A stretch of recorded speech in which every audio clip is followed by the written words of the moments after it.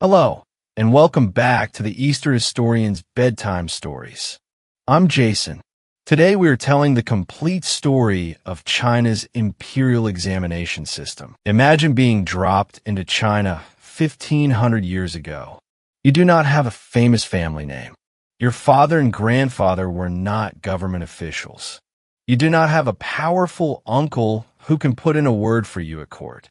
Do you still have any chance of reaching the center of imperial power? That sounds like a question about one person's fate. But it is really a much bigger question.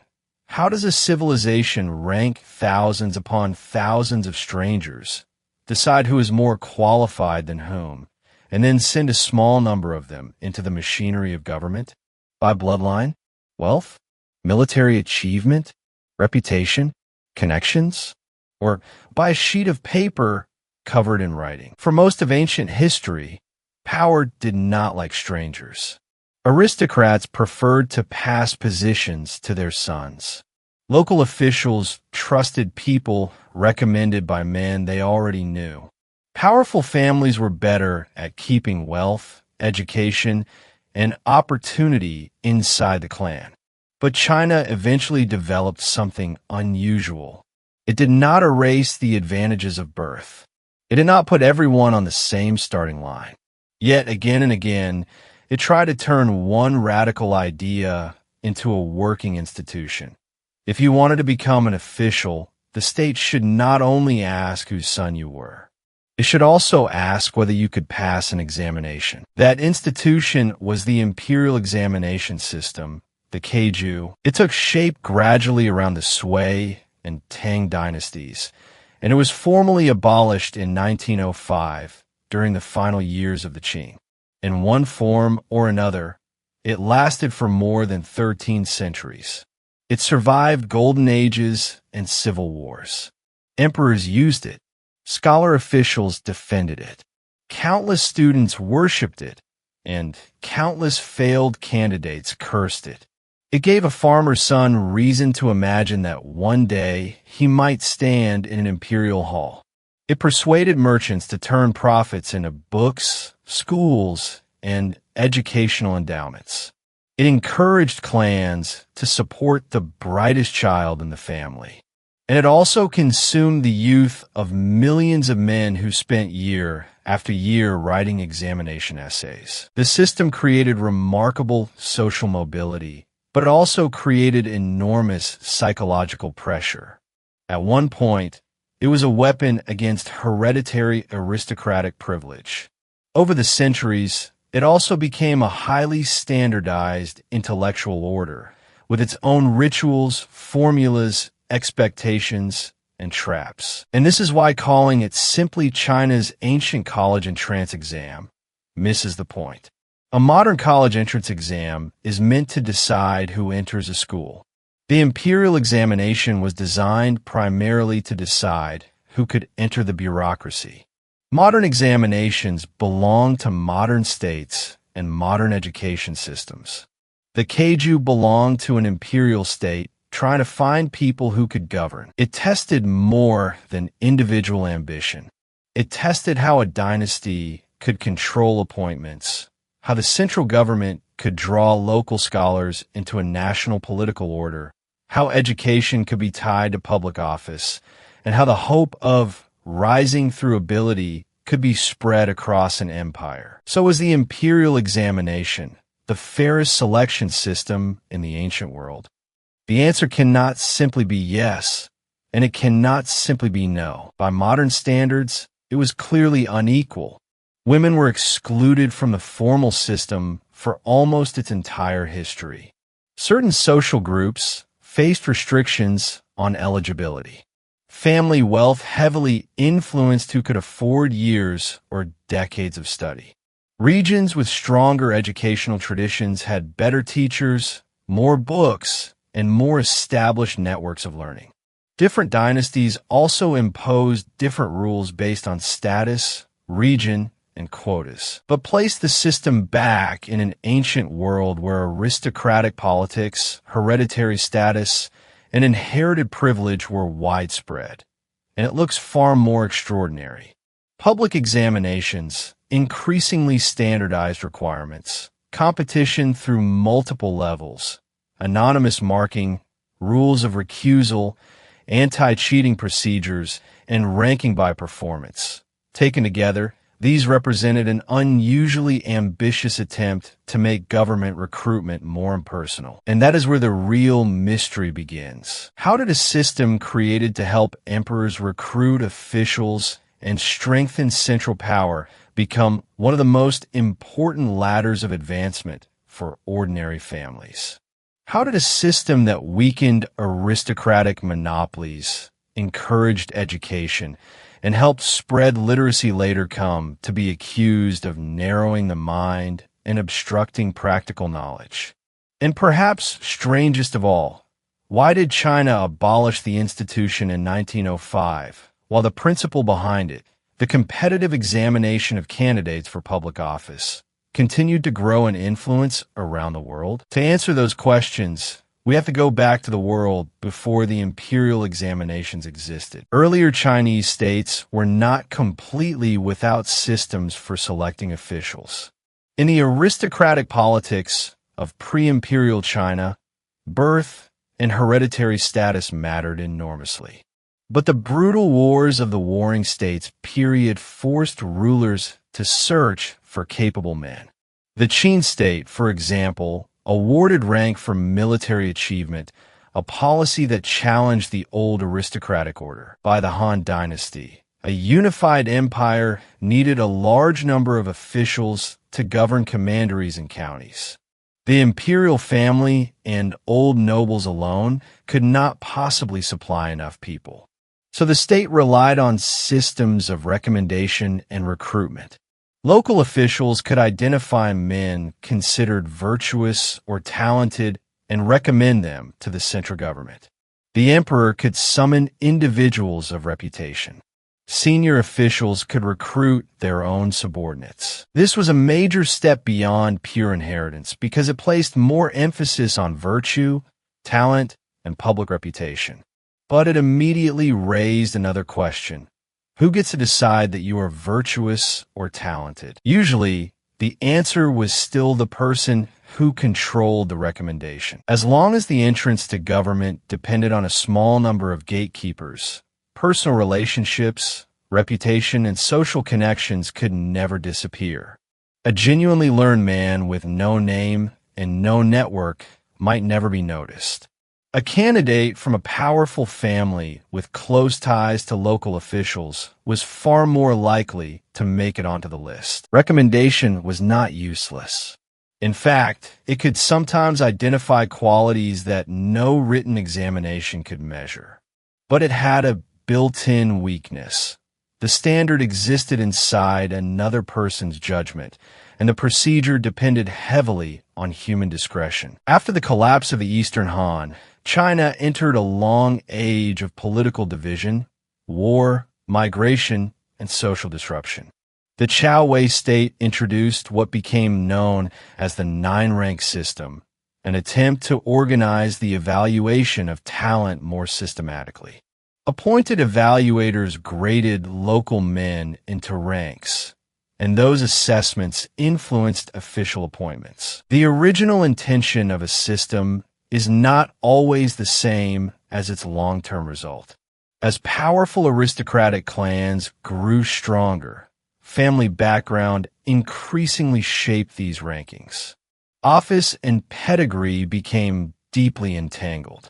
A famous later criticism captured the problem in one line: no poor family in the highest ranks, no powerful clan in the lowest. The saying should not be treated as a perfect description of every place and every period, but it vividly expresses the resentment toward aristocratic domination. Sons of great families had an easier path to high rank. A talented man of humble birth might still find an invisible wall in front of him. Imagine a young man living during the northern and southern dynasties. He is intelligent. He writes well. He has read widely. But when he looks toward government service, he sees family trees behind many of the available positions. Ability still matters, but often only after ability has been recognized by a society controlled by established elites. You can work hard, but you cannot be sure that anyone with power will ever notice. Then came the Sui dynasty. After centuries of division, China was reunified under a new central government. And that government faced a practical problem. If powerful local families and hereditary elites continued to control the gateway to office, central authority would never be fully secure. The emperor needed officials who were accountable to the court, not men whose first loyalty was to a regional clan. The recruitment system had to change. There is no single date on which every historian agrees that the imperial examination system was born, because institutions rarely appear like a light being switched on. One day, there is nothing. The next day, a complete system. History is usually messier than that. Under Emperor I of Sui, the older 9-rank system was dismantled and recruitment by different categories was encouraged. Under Emperor Yang, the creation or development of the Jinshi examination, the examination for the presented scholar degree, became one of the most symbolic turning points in the history of the system. Traditional accounts often point to the year 605 as an important milestone. The more accurate way to put it is this.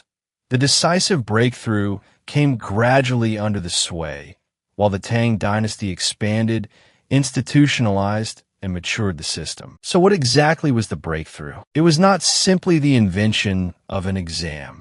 Earlier governments had used tests and policy questions.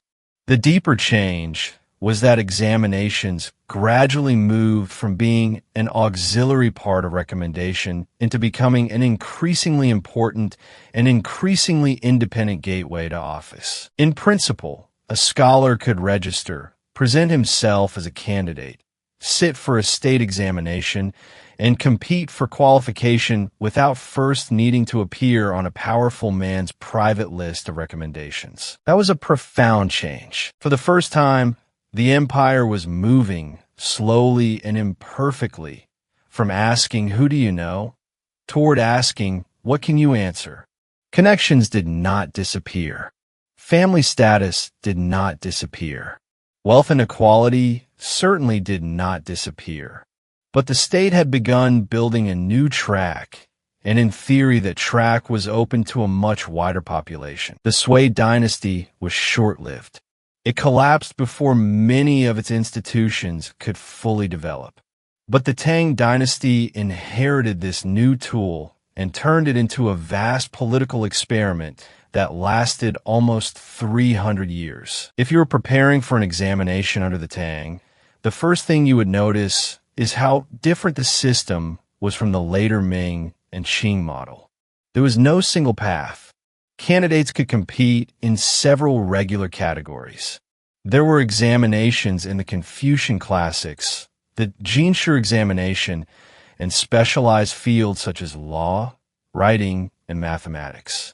Emperors could also announce special examinations when they wanted to recruit particular kinds of talent. Different tracks tested different things, carried different levels of prestige, and led to different career prospects. Over time, the most legendary of them all became the Jinshi examination. A famous Tang saying claimed, 30 is old for the classics, 50 is young for the Jinshi.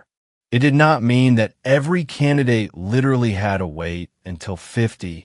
The joke was that the Jinshi examination was so difficult that even a man who passed at an advanced age could still be considered an impressive young success. Examinations in the classics emphasized memorization and interpretation. The Jinshi increasingly emphasized poetry, literary composition, and policy questions. By the middle and later Tang, the Jinshi degree carried enormous prestige, and many prominent civil officials came from its ranks. This created a remarkable scene in the Tang capital of Chang'an. Young men from across the empire arrived with bags and manuscripts. They stayed in inns, visited acquaintances, debated literature, and try to learn what influential examiners admired. The examination season was not just a few days in a testing hall. It became a massive social season. One of the most famous lines of Tang poetry says that, after success, the spring wind is proud beneath the horse's hooves, as the poet sees all the flowers of Chang'an in a single day. Today the line is often quoted simply as an expression of triumph. But the poet Ming Jiao wrote it after years of repeated failure, when he finally passed the Jinshi examination. His excitement was not the feeling of getting a decent grade.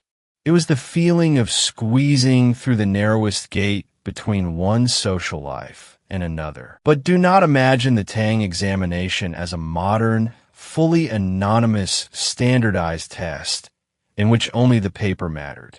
Tang examination culture was brilliant, literary, highly social, and very interested in who you were. Before the examination, candidates often collected their poetry and prose into portfolios and submitted them to famous officials, writers, and cultural figures in the hope of winning recognition and recommendation. This practice was known as presenting one's writings. Prominent men recommending promising candidates to the examiners was not unusual. In other words, exam performance mattered, but so did reputation, literary work, social judgment, and personal networks. From a modern perspective, the Tang system can look like a written exam mixed together with a portfolio, recommendation letters, and professional reputation. That is not completely irrational. A single examination paper cannot capture everything a person can do. But the system clearly favored candidates who had the connections and opportunity to enter elite literary circles in Chang'an. That is what makes the Tang examination so fascinating and so incomplete. It opened the door, but it did not yet clear the crowd of familiar faces standing around the entrance. And even passing the Jinshi did not mean that you became an official the next morning. Successful candidates often still had to go through further selection by the personnel authorities. Han Yu, one of the most famous writers in Chinese history, passed the Jinshi examination but did not instantly sail into a smooth official career. Today, when people hear the phrase, "your name on the golden list," they imagine the finish line. For many Tang scholars, it was closer to earning the right to enter the next round. Tang emperors also began to understand that the examination system was not only a tool for finding talent. It was a political instrument. Every man who entered government through a state examination was potentially one less man whose entire career depended on an old aristocratic clan. This became especially important under Empress Wu Zetian. Traditional sources and later scholarship often associate her reign with early forms of the palace examination, the development of military examinations, and a broader effort to recruit talent through the examination system. Why would a ruler who had broken so many old political conventions be especially eager to search for new men? Because a ruler reshaping the political order has every reason to seek officials who are not completely dependent on the old elite. And here we reach the first great political logic of the imperial examination. It created opportunities for men of humbler background, but it also created opportunities for the emperor. The emperor could use examinations to weaken aristocratic control over careers. Scholars could use examinations to bypass at least some of the barriers of family background. For a time, their interests overlapped in a remarkable way. For the scholar, the system offered upward mobility. For the throne, it offered greater centralization. Fairness, in other words, did not fall from the sky as a moral gift. It often emerged because political power was being redistributed and a more impersonal system happened to serve the interests of the central state. Even so, Tang examinations remained far from what we would call standardized. The decisive transformation would come under the Song dynasty. When the Song dynasty was founded, its rulers faced a different danger inherited from the late Tang and the Five Dynasties period. Powerful generals, regional military regimes, and governments that could rise and fall with frightening speed. The founder of the Song, Zhao Kuangyin, had himself risen from the military to the throne. The early Song, therefore, developed a strong political preference for civil administration over military autonomy. If the state wanted more civil officials, a stable supply of them, and a bureaucracy tied closely to the central court, then the examination system had to become more reliable than it had been under the Tang. More people also had to believe that the route was genuinely worth taking. This is when the imperial examinations began to reshape society on a much deeper level. If the Tang had opened a door, the Song built the frame, installed locks, numbered the tickets, created rules for entry, and then tried to make sure the people guarding the door could not recognize the candidates. The most famous reforms were anonymous scripts and official copying. After a candidate turned in his paper, identifying information, such as his name, could be covered or sealed so that the examiner would not know whose work he was reading. But hiding the name was not enough. An examiner who knew a candidate personally might recognize his handwriting. So another procedure developed. The original paper could be recopied by designated clerks. The examiner would read the copy rather than the candidate's own handwriting. This reduced the influence of handwriting, name, family background, and personal acquaintance. The idea sounds strikingly modern. It can even create the illusion that people 1,000 years ago had already invented today's anonymous marking systems. Of course, they lacked modern technology, and these measures could never eliminate corruption completely. But the institutional principle was unmistakable. If an examination is supposed to command public trust, the system must actively separate the examiner from the candidate's private identity. Song governments also developed forms of examination seclusion. Officials involved in setting and marking examinations could be confined away from the outside world to reduce leaks and lobbying. What if an examiner's relative was sitting for the same examination? The candidate could not simply be judged through the normal process under a system where a family connection might matter, so separate arrangements were created for candidates who required recusal. At the same time, the palace examination became increasingly institutionalized. The emperor stood at the symbolic top of the final stage, confirming and ranking successful candidates. From registration to testing, from marking to final ranking, the whole process came increasingly under central control. This had an important political effect. In the Tang, successful candidates could form strong personal bonds with the chief examiner who had recognized them. These relationships between patron and successful candidate could grow into private networks inside government. The Song strengthened a different idea. The successful scholar was ultimately a student of the Son of Heaven. Politically, this redefined success. You are not merely the man chosen by a minister. Your status was confirmed by the emperor. Once again, the pursuit of procedural fairness and the concentration of imperial authority reinforced each other. The Song also expanded the number of successful candidates dramatically. Under the Tang, annual jinshi admissions were often very small. Under the Song, especially after the reign of Emperor Taizong, the scale increased substantially. If a country offers opportunity to only 20 or 30 people a year, it can create legends, but it cannot easily transform the expectations of an entire society. When hundreds, and at times far more, repeatedly entered government through examinations, the Keju stopped being merely a game for a small circle of famous men in Chang'an or Luoyang.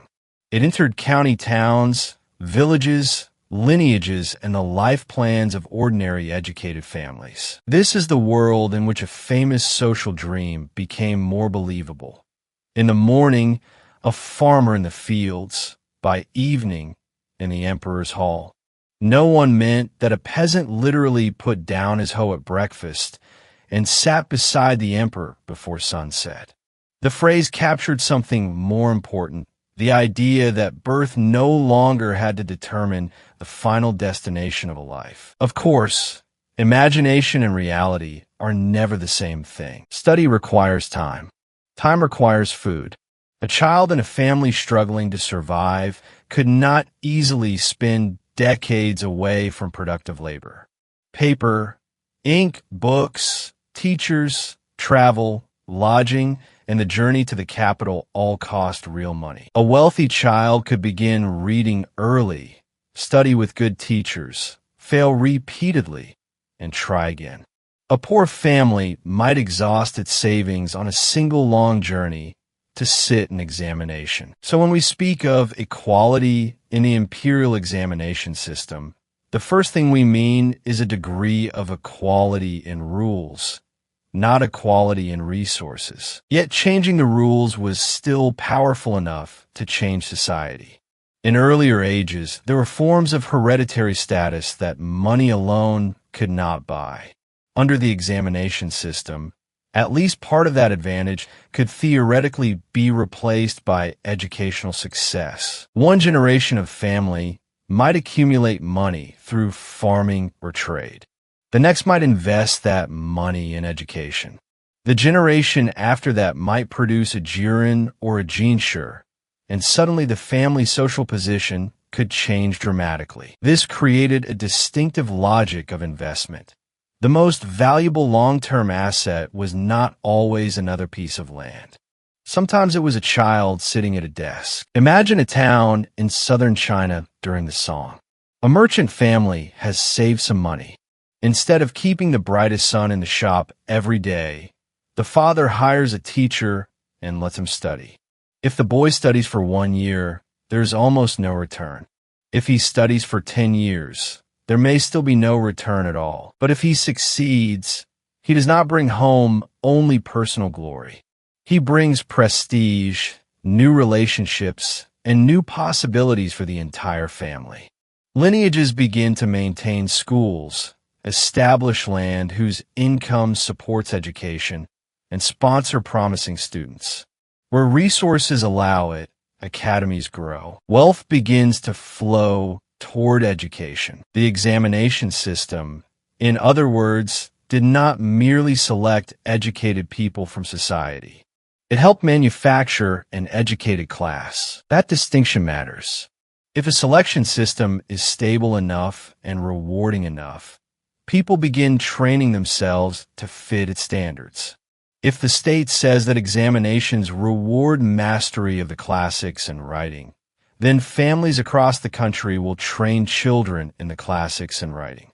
If the state says success can lead to office, families have a reason to teach their sons to read. If scholars from many regions can compete, local communities have reasons to build schools and academies. The exam stops being just an exam. It begins to shape what an entire society chooses to learn. The growth of printing during the Song accelerated this process. The cost of reproducing books fell. Classics, commentaries, literary collections, and examination materials became easier to circulate. A work that once had to be copied by hand could increasingly be purchased in printed form. The examinations increased the demand for books, while printing expanded the population capable of joining the cultural competition. The two reinforced each other. The extraordinary cultural vitality of the Song cannot be reduced to the examination system alone, of course. But the Keju was one important engine inside a much broader world of education, books, and literate culture. At the same time, Song commerce became more active than in earlier periods, and social identities grew more fluid. Merchant families gained more opportunities to educate their sons and move them into the world of the scholar gentry.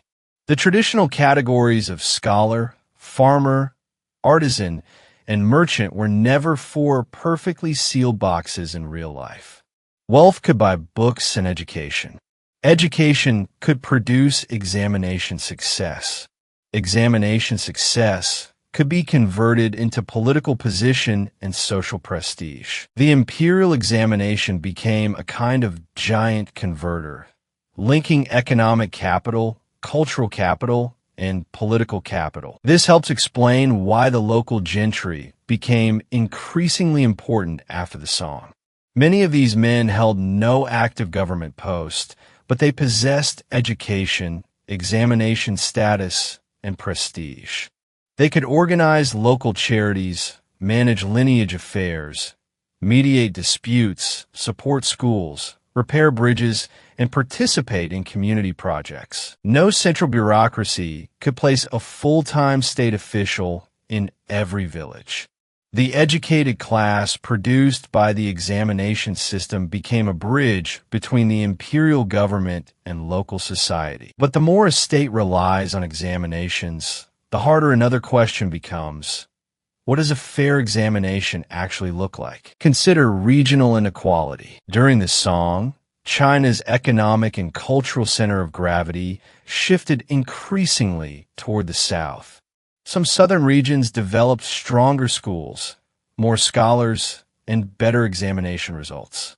If the state simply ranked everyone in one national pool, the best educated regions might capture a huge share of the places.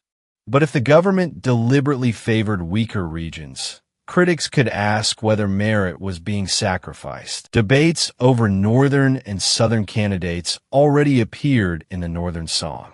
And beneath them was a question that still sounds familiar today. Is fairness giving everyone the same test, or should fairness also account for unequal educational conditions in different regions? Later examination systems increasingly used regional quotas as one answer to the tension between common standards and geographic balance. Under the Ming and Qing, this approach became more developed and more complicated. The advantage was political inclusion. Different parts of the empire could all send people into the central bureaucracy, preventing the strongest educational regions from dominating indefinitely. The cost was that candidates of similar ability could face different odds depending on where they came from. This is one of the most fascinating things about the imperial examination. It was never a frozen institution. It was a 13th century experiment in fairness. Solve one problem, and another one appears. Anonymous marking reduces favoritism, but it forces examiners to judge a complicated human being through a limited piece of writing. A common question improves comparability, but it may push everyone toward the same style of thinking. Expanding admissions opens more routes upward, but it can increase the number of officials and the financial burden on the state. Regional quotas protect weaker areas, but they complicate pure score-based ranking. Strict formats reduce arbitrary judgment, but they can also restrict intellectual freedom. People in the Song were already beginning to feel these contradictions. During the reforms of Wang Angshi, the content of the examinations changed significantly. Wang believed that an excessive obsession with poetry and elegant literary composition did not necessarily identify people who understood government. He pushed for greater emphasis on interpretation of the classics and policy essays, hoping that examinations would measure political judgment and serious learning more directly. His opponents feared that the new standards could simply create a different kind of narrowness. That argument would return again and again. The Tang debated poetry and classical learning. The Song debated interpretation and policy writing. The Ming and Qing pushed the examination toward increasingly fixed literary forms. Late Qing reformers then attacked that very standardization as one of the system's greatest weaknesses. Every age believed it was correcting the mistakes of the previous one. Every correction created new problems of its own. For the candidates, however, these philosophical arguments could feel very distant. Their reality was much simpler. An examination could change a life, and it could also consume one. A boy might begin competing in his teens, struggling through local examinations one level at a time. Fail once, wait, and try again. Fail again, wait again. Some men succeeded in their 20s. Others did not see their names on a successful list until their 40s or 50s. Some never crossed the barrier at all. The candidate grew older. His parents grew older. Travel money disappeared again and again.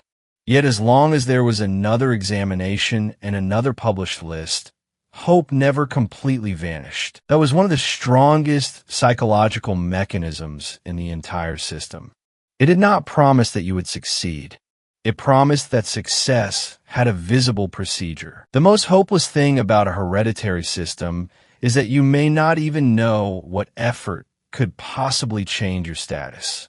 The most addictive thing about an examination system is that you always know there will be another chance to try. By the Southern Song, the examinations had entered deeply into the emotional life of the educated class. An essay, a classic, a provincial examination, these were no longer just career decisions. They became tied to dignity, family expectation, marriage prospects, and social reputation. Competition among scholars intensified, and society increasingly treated examination status as something that could reprice a human life. War did not erase this logic. Mongol armies eventually destroyed the Southern Song and established the Yuan dynasty. China had new rulers and a different political structure. But the examination system did not simply continue without interruption. Now it faced a question it had never faced in quite the same way before. If a conquest dynasty already possessed a powerful military aristocracy, a royal guard system, administrative clerks, and a multi-ethnic hierarchy of its own, did it still need Confucian examinations to recruit officials? For a long period after the Yuan was established, the answer was not as much as the Song had. The new dynasty had other pipelines into office: Mongol aristocratic networks, service in the Imperial Guard establishment, promotion from administrative clerkships, recommendation, and other forms of recruitment. The examinations, therefore, occupied a much smaller place than they had under the Song. For Chinese scholars who had grown up with a life plan of study, examination, and office, this was like discovering that the main road to the upper levels of society had suddenly been closed. The shock was not abstract. Once a system has existed for centuries, entire schools, family plans, intellectual traditions, and social identities grow around it. Suspend the examination, and you do not lose only a test date. You disrupt a whole set of expectations about what a life is supposed to look like. The Yuan court formally restored the examinations under Emperor Renzong. An edict was issued in 1313. Provincial examinations followed in 1314, and in 1315, the metropolitan and palace examinations were held. This restoration is often associated with the Yenyu era. The Yuan adopted the three-stage structure of provincial, metropolitan, and palace examinations. But it also wrote the dynasty's ethnic hierarchy directly into the rules. Mongols and the broad category known as Simu people were examined separately from Han Chinese and Southern Chinese. They were admitted on separate lists, and the required stages and written demands were not identical. In general, the examinations for Mongol and Simu candidates were simpler, while Han and Southern candidates faced more elaborate requirements. The ideal of a single, common competition was therefore visibly divided by legal status. That fact should warn us against compressing 13 centuries into one simple claim about fairness. Different dynasties opened the system to different degrees. Different identities carried different rights. Inequality existed inside the examination system itself. The Keju could weaken hereditary aristocratic monopoly in the broad sweep of history without treating every group equally in every century. Yet the Yuan also introduced a development with enormous long-term consequences. The interpretation of the Confucian classics associated with the scholar Zhu Xi, especially as learning centered on the four books, became more formally embedded in examination standards. Once an examination system declares one interpretation of a canon to be authoritative, the state is no longer only choosing officials. It is also deciding which knowledge is most worth learning. That principle would become extraordinarily powerful under the Ming. The Yuan examinations themselves remained relatively limited in scale. They were suspended for a time, later restored, and held only a limited number of times before the dynasty fell. They never became as central to Yuan recruitment as they were under the Song, Ming, or Qing. But when Zhu Yuanzhang founded the Ming dynasty, the old problem immediately returned. How does a vast empire continuously obtain enough officials to govern counties and prefectures, manage taxes, hear legal cases, conduct rituals, and process an ocean of paperwork? The answer, once again, was the examination system. And this time, it would become tighter, more standardized, and more capable of shaping society than ever before. The Ming restoration of the examinations was not completely smooth. Zhu Yuanzhang sometimes doubted whether men selected through literary examinations were sufficiently practical. He temporarily suspended examinations and experimented with recommendation and other methods. But the demands of government were relentless. A huge empire needed a recruitment mechanism that was continuous, repeatable, and national in reach. The emperor could not personally identify enough talent. Local recommendation could not reliably produce the quantity of civil officials required.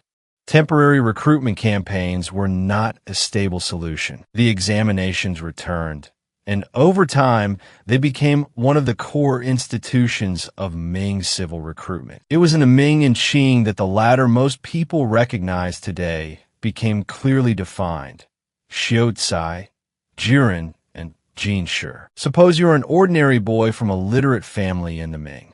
You do not simply walk into a provincial examination and compete for the Jiren degree. First, you must survive the lower-level student examinations. A candidate at this stage was often called a tongsheng, literally a student candidate.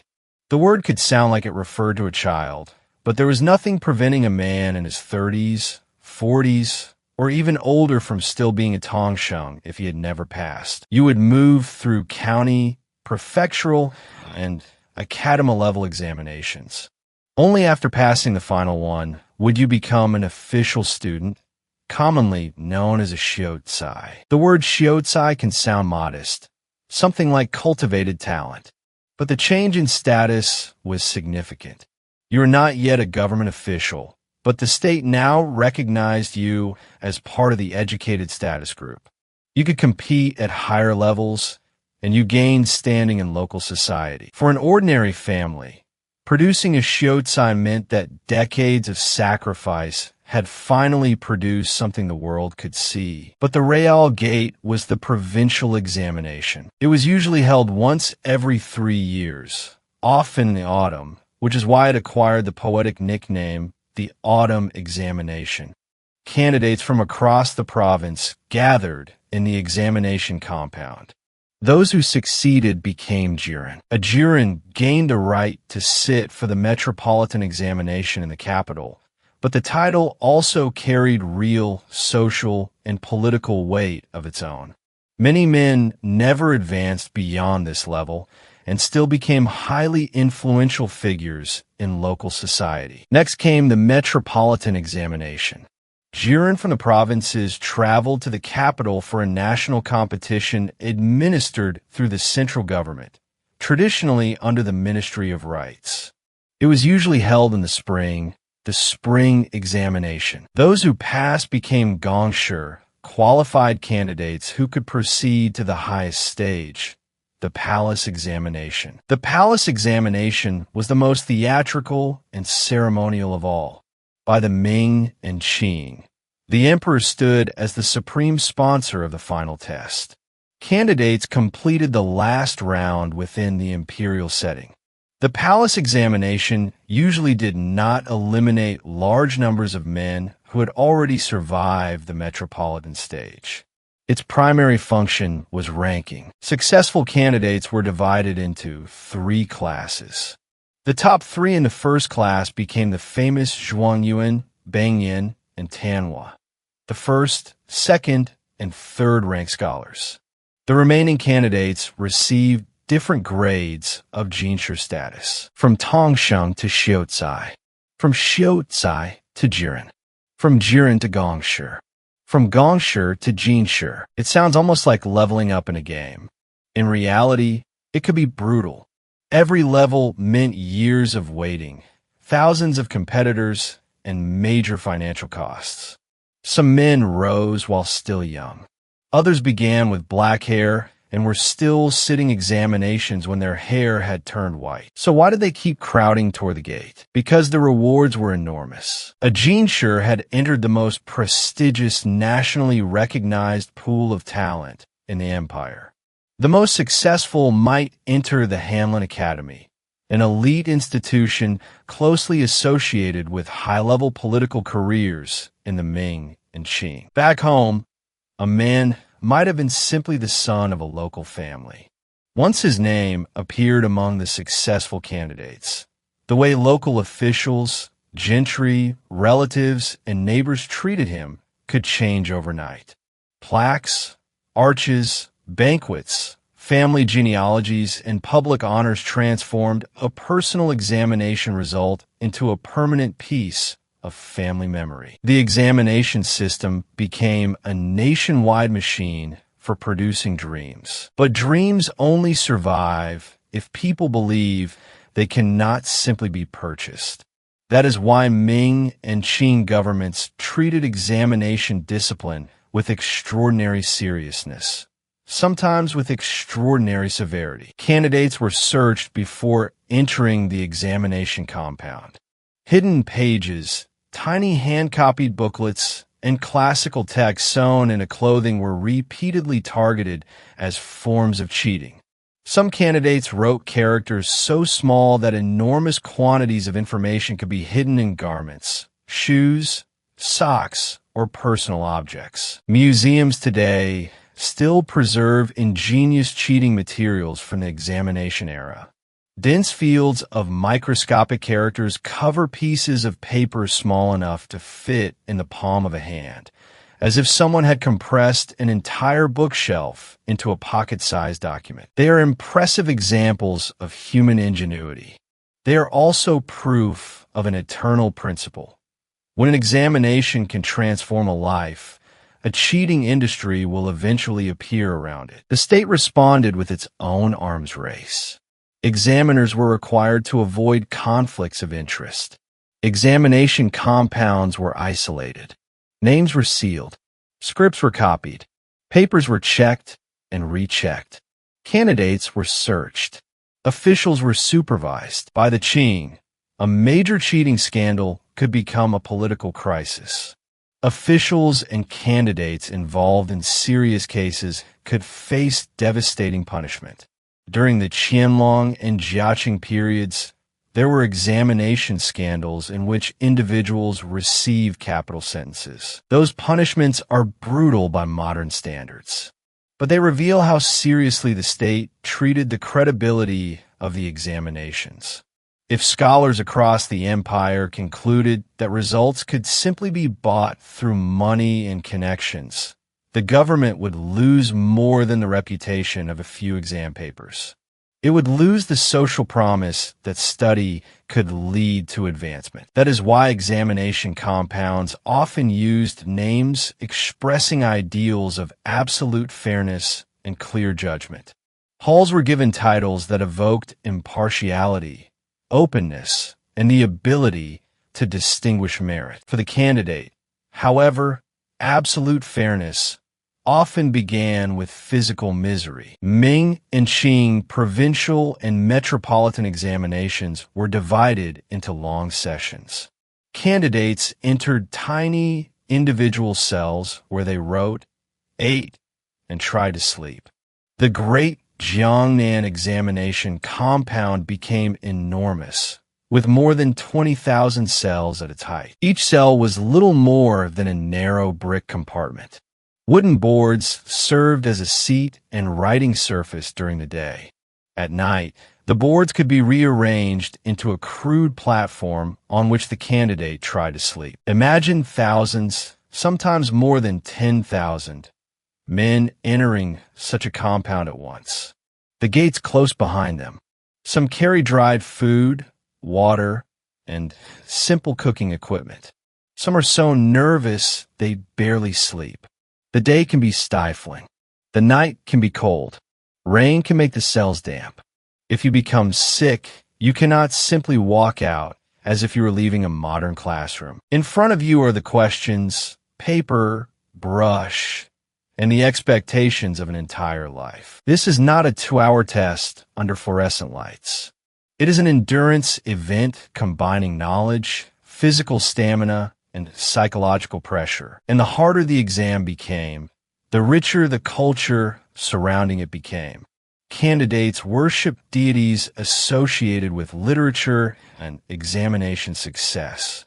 Families prepared lucky foods and made money from waves of traveling students. Cities exploded into celebration and disappointment when the results were posted. Successful Jiren attended ceremonial banquets. New Jinshi entered elaborate rituals of recognition.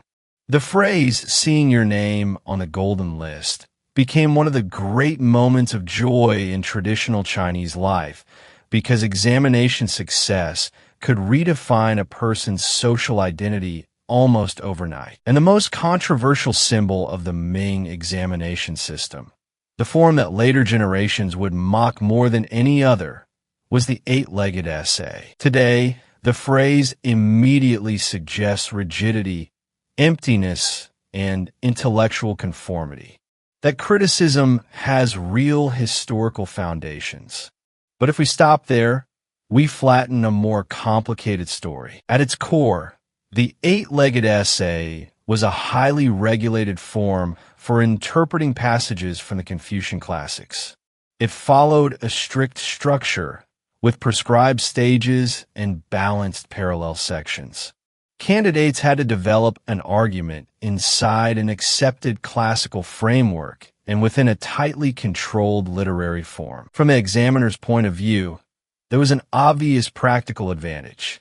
If thousands or tens of thousands of people were competing at the same time, and every essay took a completely free form, comparing them consistently would be extremely difficult. The more standardized the structure, the easier it became to create something resembling a common scoring standard. So the 8-legged essay was not simply a bizarre invention designed by sadists to torture students.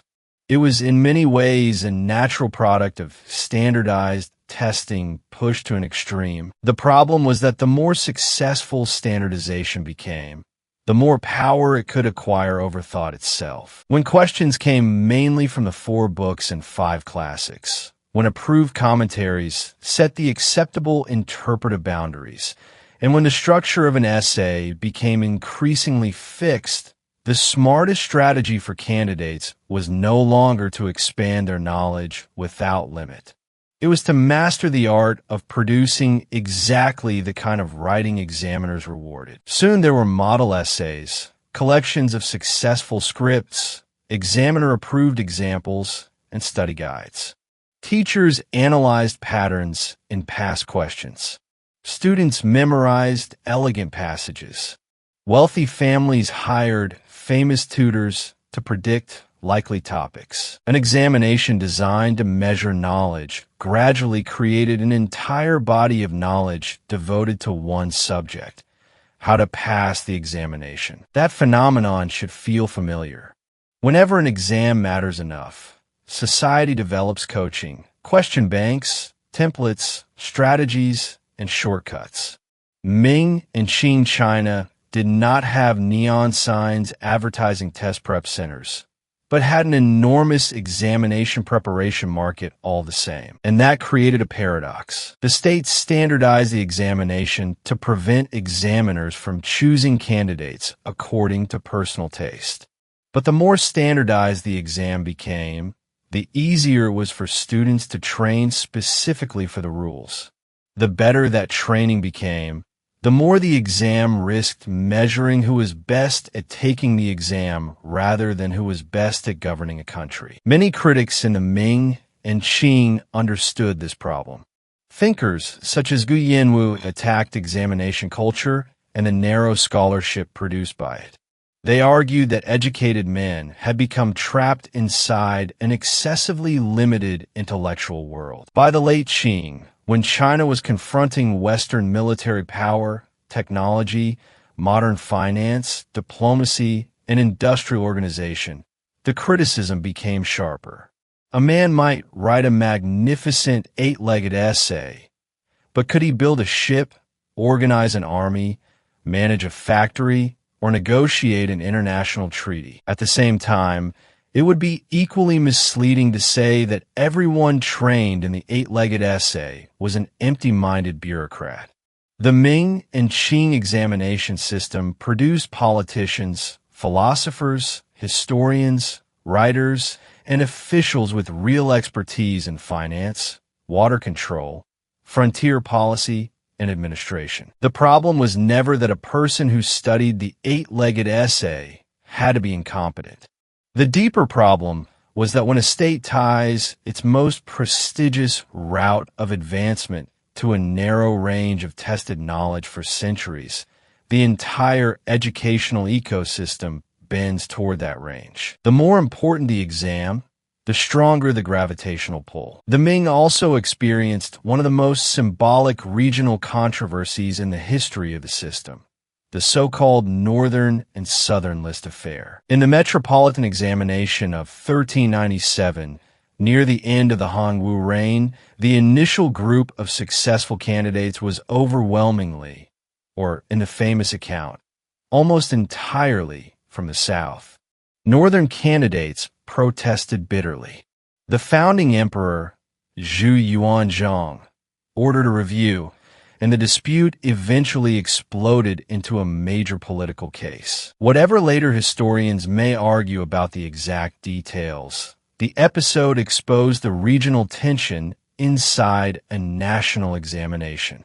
The South had many areas with stronger educational traditions and could dominate under a purely performance-based system. But if the North repeatedly produced very few successful candidates, the central state risked failing to recruit elites from entire regions of the empire. The Ming gradually developed regional arrangements involving southern, northern, and central groupings. The Qing later refined the system through more detailed provincial quotas. Fairness was no longer defined only as everyone answers the same questions. It also came to include the political goal of ensuring that different regions of the empire had a path into the central bureaucracy. If the imperial examination was a 13th century experiment, then the Ming expanded the laboratory across the empire while trying to control the variables more tightly than ever. Under the Qing, the machine would reach its most mature and, to many candidates, its most suffocating form. After the Qing conquered China proper, it did not destroy the Ming examination system and start again from nothing. It largely inherited the existing structure and continued to modify it. For a dynasty ruled by a Manchu elite governing an enormous Han Chinese population, the examinations performed an irreplaceable function: They drew large numbers of Han scholars into the new political order and connected personal ambition to service under the Qing state. But the examination was not the only route into office. Banner elites had institutional channels of their own. Sons of officials could sometimes benefit from hereditary or protected forms of appointment. Offices could also be acquired through forms of purchase, and military achievement could lead to advancement. The central importance of the Keju was not that it monopolized every position. It was that for the educated civilian population, it became the most prestigious and legitimate route to political qualification, status, and public recognition. The Qing made examination procedure extraordinarily detailed. Even at the lower levels, officials worried about candidates falsely claiming residence in areas where competition was easier. In some places, authorities reportedly used accent checks to judge whether a candidate genuinely came from the district he claimed. The image is almost comic.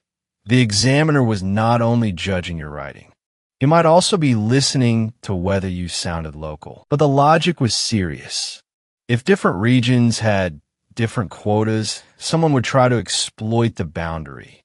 And whenever someone found a loophole, the state would build another layer of procedure around it. At the provincial examination, candidates passed through strict searches before entering the compound.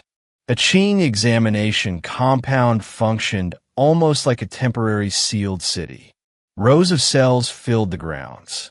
Different officials handled supervision, administration, collection of scripts, sealing of names, copying, verification, and reading. Personnel responsible for logistics and movement of papers were separated from the examiners responsible for marking.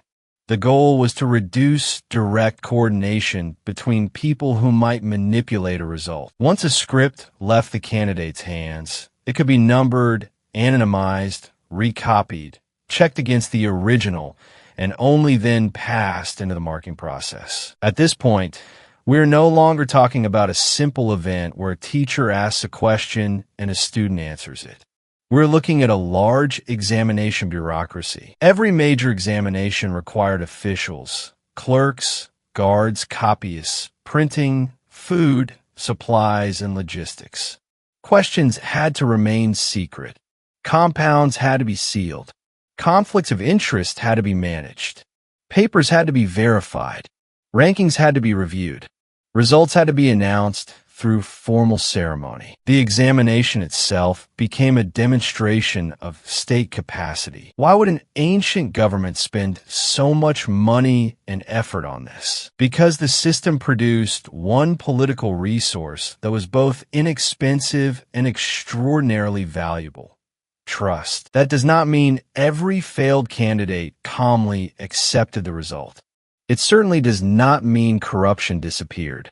On the contrary, the long history of examination scandals proves that cheating and manipulation never vanished. But as long as most educated men continued to believe that serious study gave them a real chance of success, the system could channel the ambition of countless intelligent, literate, competitive people into books rather than into private armies or dependence on local strongmen. In other words, the imperial examination redirected competition into the examination hall. That sentence matters. Every society has people competing for status. The question is not whether competition exists. The question is what form it takes. In an aristocratic society, people compete through lineage. In an age of military promotion, they compete on the battlefield. When offices are routinely sold, they compete through wealth. Under a recommendation system, they compete for reputation and connections. The examination system redirected a large share of elite competition toward long-term study and written performance. That transformation was never perfect, but it profoundly altered the character of Chinese society. A family that wanted to preserve status could not simply leave land to the next generation. It also had to preserve an educational tradition. The son of a high official began with major advantages, but those advantages did not guarantee permanent success. If several generations stopped studying and stopped producing examination degrees, the family's political position could decline. Conversely, a family with no recent history of high office could invest in education across several generations and eventually produce a jinshi. Modern scholars have used degree registers, examination biographies, and surviving candidate records to study the family backgrounds of Ming and Qing jinshi. The exact percentages vary depending on the sample and the method, but the broad conclusion is clear. A substantial number did not come from families that had produced high officials generation after generation. Some studies of Ming candidates suggest that around 4 out of 10 jinshi in certain samples came from families whose previous 3 generations were essentially commoners, while an even larger proportion had no recent ancestor holding substantive office. That does not mean a poor boy and a chief minister's son had equal chances. The minister's son had books, tutors, information, connections, time, and money. His advantages were enormous. The historical significance of the examination was not that it abolished advantage. It was that advantage increasingly had to be converted into a form of cultural performance that could, at least in principle, be tested in public competition. If you had money, you could hire a great teacher, but the teacher could not enter the cell and write for you. If you had connections, you might gain information, but anonymity and copying were designed to block those connections from directly following your paper into the marking room. If you came from a famous family, you could read more books, but you still had to produce the required essay within the allotted time. That is the real meaning of relative fairness. It never meant that inequality disappeared. It meant that the system tried to make some forms of inequality stop working at the entrance to the examination hall. Of course, powerful people never stopped searching for new entrances. The Qing produced repeated examination scandals precisely because the tighter the rules became, the more valuable a successful way around them could be. Some cheating began with candidates, hidden notes, impersonation, switch papers. Some involved examiners, secret arrangements, leaked questions, or agreed signals embedded in a script.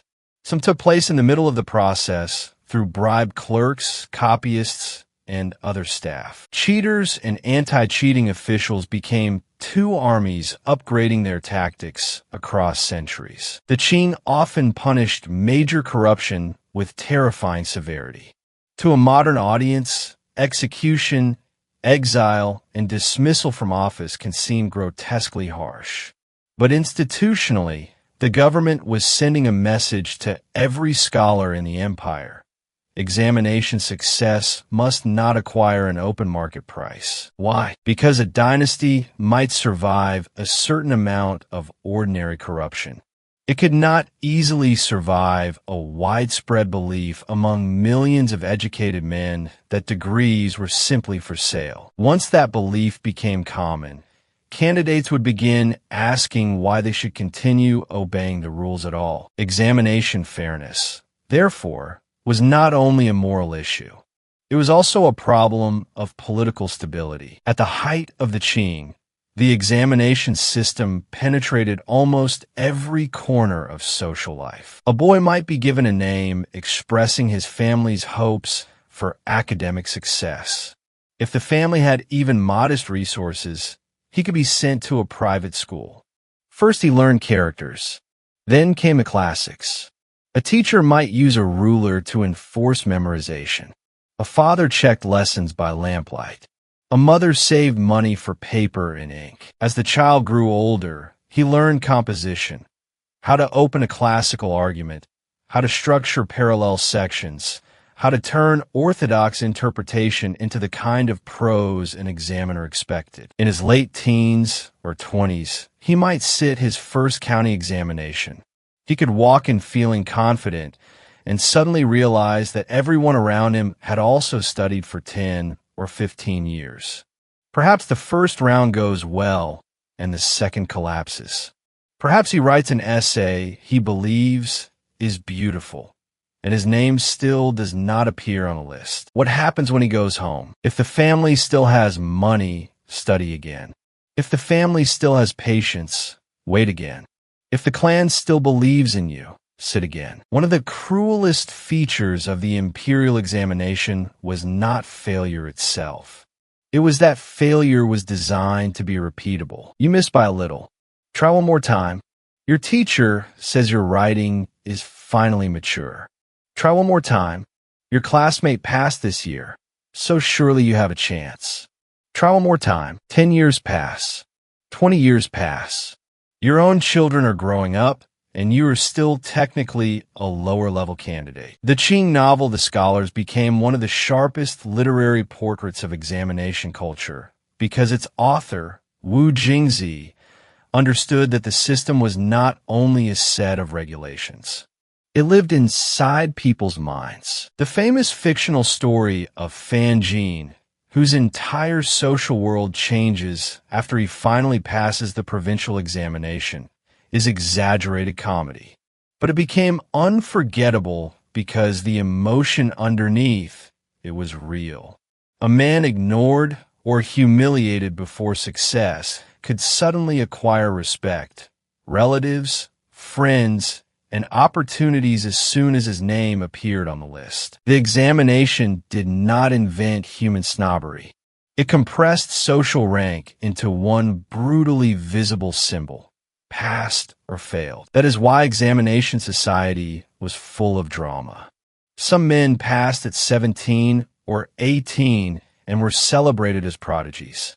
Some reached old age before becoming a shiozai and became local legends. Some earned the Jiren degree but never became jinshi. Some ranked highly in the palace examination and rose rapidly in government.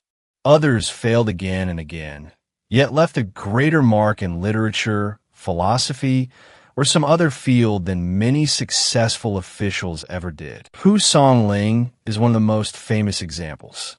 He performed well in early local examinations, but struggled for decades to achieve the higher degree he wanted. The monument he left to history was not a plaque celebrating high office. It was Strange Tales from a Chinese Studio, one of the great works of Chinese literature. Lives like his remind us that examinations can select for certain abilities. They can never define the total value of a human being. Other figures show just as clearly that examination success and practical talent did not always align. Sui and Tang, one of the major statesmen and military leaders of the late Qing, earned the Jiren degree but repeatedly failed to become a jinshi. He nevertheless played an enormous role in military affairs and frontier policy. The reverse also happened. Some men with excellent examination rankings left little record of exceptional government service. Examinations can raise the average quality of selection. They cannot guarantee that every high-scoring candidate will become an outstanding official. That is a limit shared by every standardized selection system. An exam is best at measuring what can be measured by that exam. A county magistrate had to deal with taxes, lawsuits, floods, public security, local relationships, and orders from superiors. He needed judgment, coordination, execution, and sometimes courage. An 8-legged essay could reveal memory, reading ability, organization, and written expression. It could not reproduce every real administrative situation. That is why dynasties also relied on further appointment procedures, performance evaluations, recommendations, supervision, and inspection after the examination itself. Yet the examination remained so influential that the entire education system naturally revolved around it. A teacher might be brilliant at astronomy, mechanics, or agriculture. But if those subjects had little value in the examination hall, a parent could reasonably ask, Will any of this help my son become a jurist? An academy might hold excellent discussions of practical problems. But if none of its students succeeded in the examinations year after year, its reputation and attractiveness could suffer. This is where institutional incentives become so powerful. The state does not need to order everyone to read only certain books. It only needs to tie official careers to certain examination subjects, and people will rearrange their own time around them. That is why the imperial examination both expanded education and narrowed it. It encouraged literacy and the spread of the classics, but could also make learning intensely utilitarian. It created a common intellectual language among scholars across the empire, while pushing knowledge outside the examination syllabus toward the margins. Both sides of the system always existed at the same time. People sometimes ask whether ancient China would have developed a stronger scientific tradition if the examinations had never existed. That kind of counterfactual is impossible to answer cleanly. It is true that the examination system drew many of the brightest educated men toward classical learning, literary composition, and official careers. But the development of science also depended on economic structures, political institutions, intellectual traditions, technology, and many other factors. The complicated history of modern science cannot be blamed on one essay form. It is equally unfair to say the examination system produced nothing but bookish fools. Candidates trained for years in reading, memorization, rapid composition, classical interpretation, and political argument. In an age without a modern public education system, that was an intense form of intellectual discipline. A man who survived the long climb from local examinations to the palace examination was rarely incapable of learning. The real question was something else. When the world changed, did the examination change with it? After the 19th century began, China entered one of the most disruptive periods it had faced in centuries. Following the Opium War, the Qing increasingly realized that it was no longer competing inside the familiar world of traditional dynastic politics. Ocean-going navies, modern artillery, industrial production, international law, treaty diplomacy, modern finance, railways, telegraphs, an entire new system of knowledge and state power was arriving from across the sea. And now the imperial examination faced the most dangerous question in its history. The issue was no longer simply cheating. It was no longer how many places should go to the north or the south. It was not even whether the essay format needed reform. The question was the system still testing what the age actually needed? At first, many reformers did not want to abolish the examinations.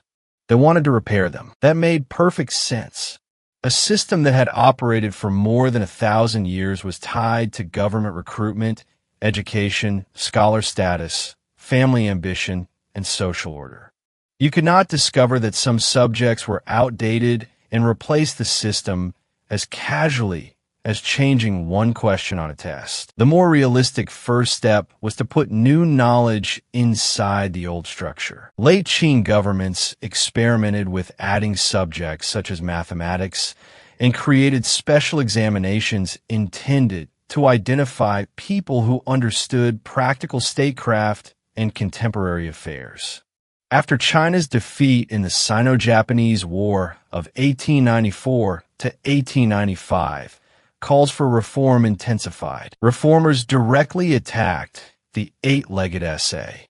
A modern state, they argued, needed people who could discuss politics, economics, diplomacy, and practical administration, not merely interpret the classics inside a fixed literary form. During the 100 Days Reform of 1898, the Guangxu Emperor ordered changes to the examination system. Provincial and metropolitan examinations were to move increasingly toward policy essays and away from the old eight-legged format. The reform movement was quickly defeated and many measures were reversed.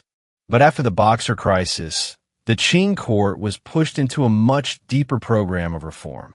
Beginning in 1901, the new policies again transformed the examinations.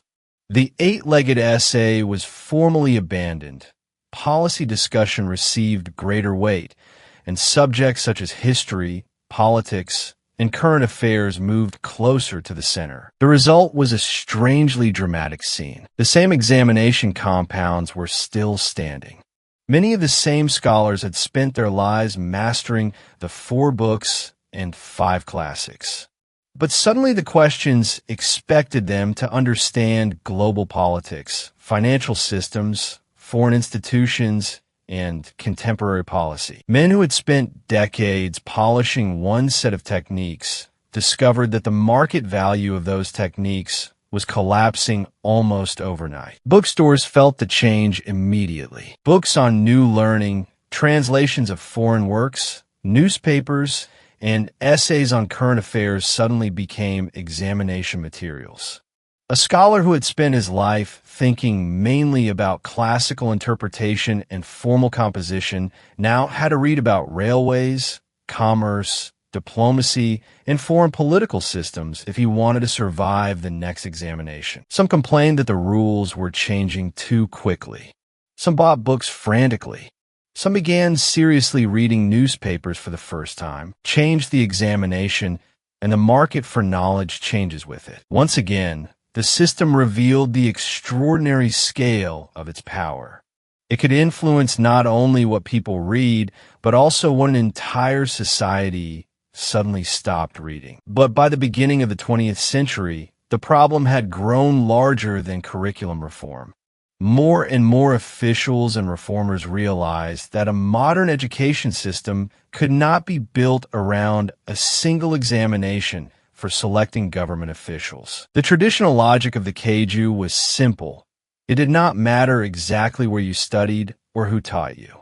If you could ultimately pass the examination, you could qualify. A modern state required something different. It needed schools organized by level, standardized curricula, professional training, laboratories, teacher education, military academies, engineering schools, medical schools, and specialized disciplines. No country could identify railway engineers through a few policy essays. It could not train doctors by asking them to interpret classical texts. So late Qing reform shifted from the question, how can we put modern knowledge into the old examination, to a new question, how do we build a modern school system? New style schools appeared. More students studied abroad.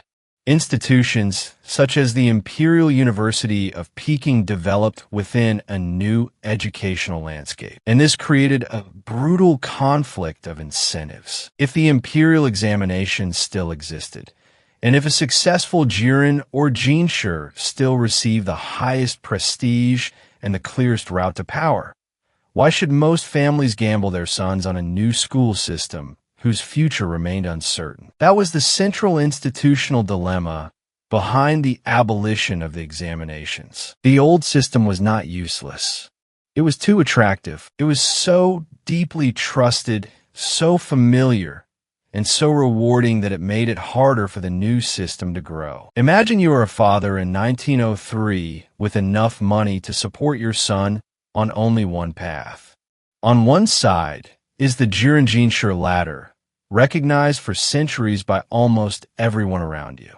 On the other side is a newly created school whose graduates do not yet have a clearly established future. Which one do you choose? As long as the imperial examination remained the highest reward track, many of the most ambitious young men would continue betting on it. That is why reformers began to make an argument that sounded ruthless but had a clear logic. If modern education was going to live, the old degree system first had to lose its monopoly on prestige and advancement. In 1904, the Qing court was still considering a gradual phase-out, reducing examination opportunities over time.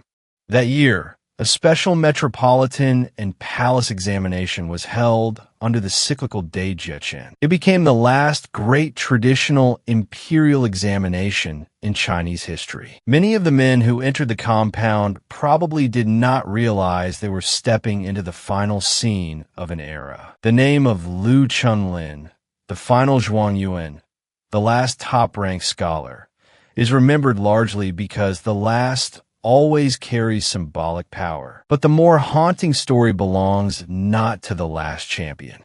It belongs to an entire generation. Some men had only just become Shiozai and were preparing for the next provincial examination. Some were already Jiren and expected to return to the capital. Some had spent 20 years studying, while their families placed everything on the hope of one more attempt. Then history told them, there will not be another one. On September 2nd, 1905, the Qing court issued an edict ending the imperial examinations. Beginning the following year, the provincial and metropolitan examinations, along with the regular lower-level examinations in the provinces, were to stop. After more than 13 centuries, the Keju formally disappeared from the state's system of recruiting officials. It is tempting to imagine that abolishing something so enormous must have triggered furious resistance across the country. The reality was more complicated. Decades of crisis, war, defeat, and reform had already weakened confidence in the old examination. New schools and overseas study offered alternative routes. The Qing court also did not simply abandon everyone who already possessed examination status. It created transition measures and tried to absorb parts of the old gentry into new administrative and educational institutions. So the end of the imperial examination was sudden, but it was not completely unprepared. Think of it as an ancient bridge repaired again and again over centuries. The bridge had once been indispensable. It could still carry people. But the river had widened, the vehicles had changed, and the country no longer needed another repair to the old bridge. It needed an entirely new transportation network. And once the bridge was removed, people discovered that it had never been just a bridge. The examination system had connected schools, families, government careers, local gentry, the book market, marriage prospects, and social prestige. Once it disappeared, all of those relationships had to find new places in society. The most obvious transformation took place in education. For centuries, the central goal of the male scholar had been concentrated in one word: degree status. Now the goal split into many directions. Some entered modern schools. Some studied overseas. Some pursued military education. Others studied law, teacher training, journalism, commerce, or industry. The old, unified identity of the classical scholar began to fragment into students, teachers, journalists, lawyers, engineers, technical specialists, new army officers, and modern intellectuals. The center of knowledge shifted with it. The classics remained important, but they no longer monopolized the road upward.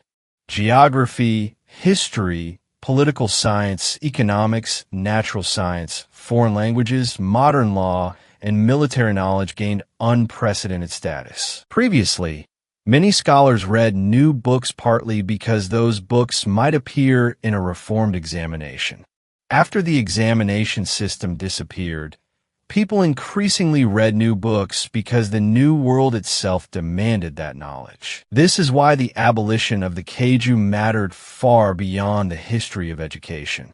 It severed one of the most important chains in imperial China: knowledge, status, and politics. For centuries, the cycle had been straightforward. Read the classics, pass the examinations, acquire a degree, enter official life. After 1905, learning no longer pointed automatically toward government office. Knowledge began to break away from the single purpose of state recruitment. The transition was not painless. For a man who had spent half his life preparing for the old system, a new world did not become friendly merely because an imperial edict said the old one was over. Imagine a Jiren in his 40s, deeply trained in classical interpretation and formal prose, suddenly watching society reward foreign languages, law, mathematics, and modern administration. His loss was real. Some men adapted rapidly. Some became teachers in new schools. Some relied on their local prestige to remain community leaders.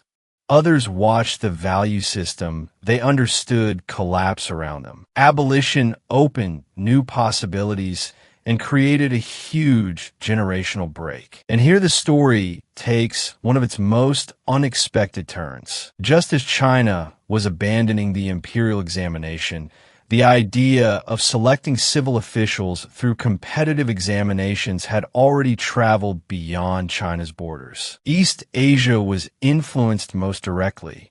States on the Korean peninsula developed their own long-lasting examination systems. Vietnamese dynasties also used examinations for official recruitment and adapted them to local political and cultural conditions. Ancient Japan absorbed elements of Chinese law, administration, and examination ideas. The examination never became as central to Japanese society as it did in China, Korea, or Vietnam, but the broader Chinese model of selecting officials through classical learning left a wide imprint on East Asian political culture. In the modern period, European observations of China's civil service examinations added another layer to the story. Missionaries, diplomats, and travelers wrote about Chinese institutions for European audiences. At a time when many European offices were still heavily shaped by aristocratic birth and patronage, the idea that a vast empire had long used competitive examinations to recruit civil officials was striking. During the 19th century, countries including Britain gradually developed more competitive systems of civil service recruitment. Here we have to be careful. It is too simplistic to say that Britain simply copied the Chinese imperial examination. British reform had its own political, administrative, and educational causes, and the modern civil service is fundamentally different from an imperial examination based on classical scholarship. But the Chinese system did become part of the international conversation about merit-based recruitment. Its direct influence on East Asia is undeniable, and European observers repeatedly treated Chinese examination practices as an important comparative example that gives the imperial examination an extraordinary historical ending. In China, it died as an old institution. But the principle that public officials could be selected through open, competitive examination became part of a much wider modern institutional world. Modern civil service exams, professional licensing tests, and standardized selection systems around the world are not direct descendants of the Chinese imperial examination in any simple sense. But they still face the same ancient problem. In a society of strangers, how do you create a public set of rules that allows large numbers of candidates to compete for a limited number of positions? That is the problem the imperial examination wrestled with for 1,300 years. But if we tell the story only as a sequence of institutional reforms, we miss its most human and most painful side. 13 centuries of history did not live only in imperial edicts. They lived inside individual lives. So bring the camera in close. Imagine that you are born in the Middle Qing dynasty in Jiangnan into a family that is not prominent but can just barely afford to educate one child. Your family owns a few fields. Perhaps it runs a small business. Your father took the examinations when he was young and failed. The ambition he never fulfilled now settles onto you. You begin learning characters at 5 or 6. First come elementary primers, then the 4 books and the 5 classics. At the beginning, you do not even understand why these texts matter. You only know that when you recite a line incorrectly, the teacher's ruler may come down on your hand. Other children play by the river while you sit beneath a window, rocking back and forth as you memorize. By the time you are 10, you can reproduce long passages from the classics. Your father begins taking you to respected local teachers and asking a familiar question. Does this boy have what it takes for the examination career? That question might sound superstitious, but the teacher is really evaluating something practical: memory, comprehension, handwriting, patience, and whether the family has enough resources to support years of study. Because the Imperial examination was not a sprint. It was an ultramarathon. A modern student usually knows that a major examination happens at a particular stage of life. The old system was different. There was no simple upper age limit on the lower examinations. You could still be a Tongsheng at 20. You could still be one at 30. At 50, you might still be trying to become a Shiozai, as long as you refuse to quit, and as long as your family could keep supporting you. The system rarely told you that the game was over. That openness gave people hope. It also made it much harder to walk away. On the morning of your first county examination, you reach the testing site before sunrise. The entrance is crowded. Some candidates look calm. Others are still whispering memorized passages under their breath. Fathers walk sons to the gate and repeat the same advice: do not panic. Inside, the seats are cramped. You hear coughing, the rustle of paper, the scratch of brushes. Then the questions arrive, and you realize that not one of the topics you predicted the night before has appeared. That is one of the most brutal truths about examination life.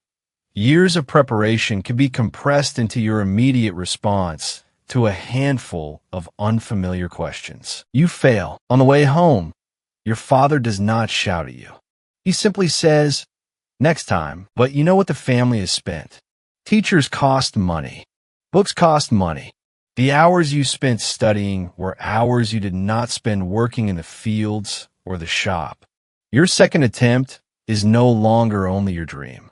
It carries something that feels almost like family debt. The next year, or in the next round of examinations, you finally pass the county and prefectural stages and reach the examination administered by the provincial education official.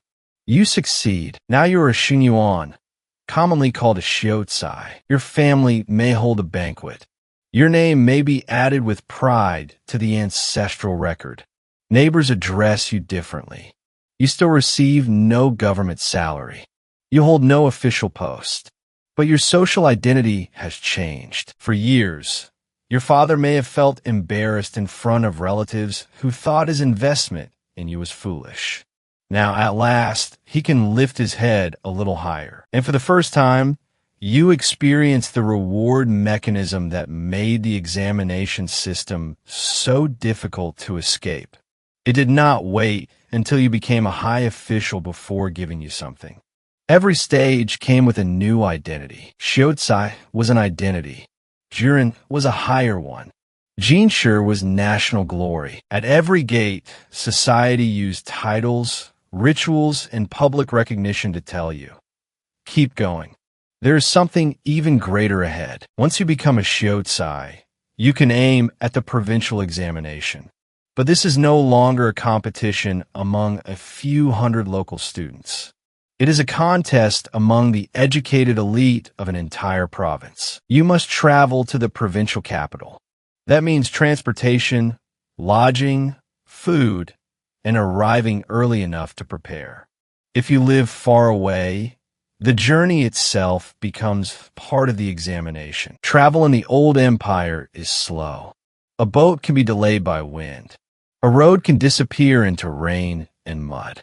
Candidates travel with book chests, clothing, and dried food, staying in inns along the way. The closer you get to the capital, the more scholars you meet.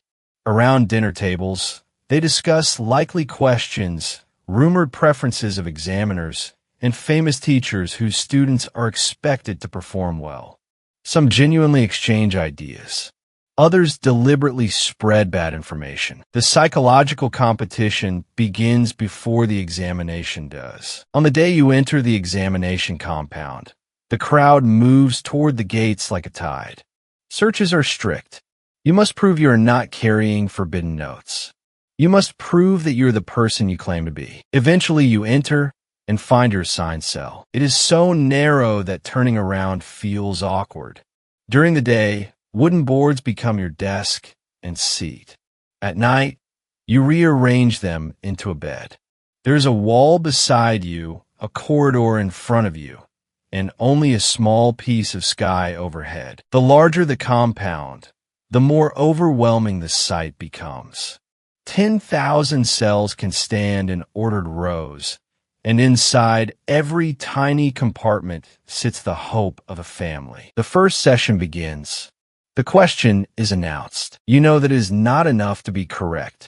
Your writing must make an examiner pause among mountains of papers. But you cannot be too strange, or you may be judged unorthodox.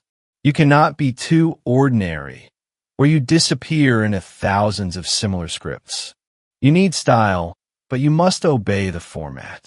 You need insight, but you cannot step outside the accepted boundaries. This is one of the hardest things for a modern audience to understand about the eight-legged essay. It was not simply the mindless memorization of a template. At the highest level, it demanded skill inside extremely narrow rules. Imagine that every player receives the same chessboard and the same pieces. A master can still produce extraordinary variation. The problem was not that the form required no skill. The problem was that an entire civilization concentrated too much of its finest intellectual skill inside such a limited space for too long. After 3 long sessions, you are exhausted. You leave the compound, but the worst part may not be over. Now you wait for the results. There is no website, no text message, no online account to refresh every 30 seconds. You wait for the official list to be posted and for the news to spread through the city. Crowds gather at the board. Some candidates hire people to watch for their names. Others push through the crowd themselves. Every character on that list can rewrite the future of a family. If your name is missing, your first thought may be that you overlooked it. You look again, still nothing. Some men go silent. Some force a laugh. Some drink. Some return to the inn and begin packing. By the next day, the city is already celebrating the newly successful Jiren while the failures start the long journey home. And what hurts most is often not that someone else succeeded. It is that the successful person is someone you know. He may have been your classmate.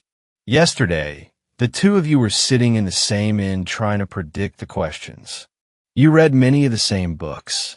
You studied with the same teachers.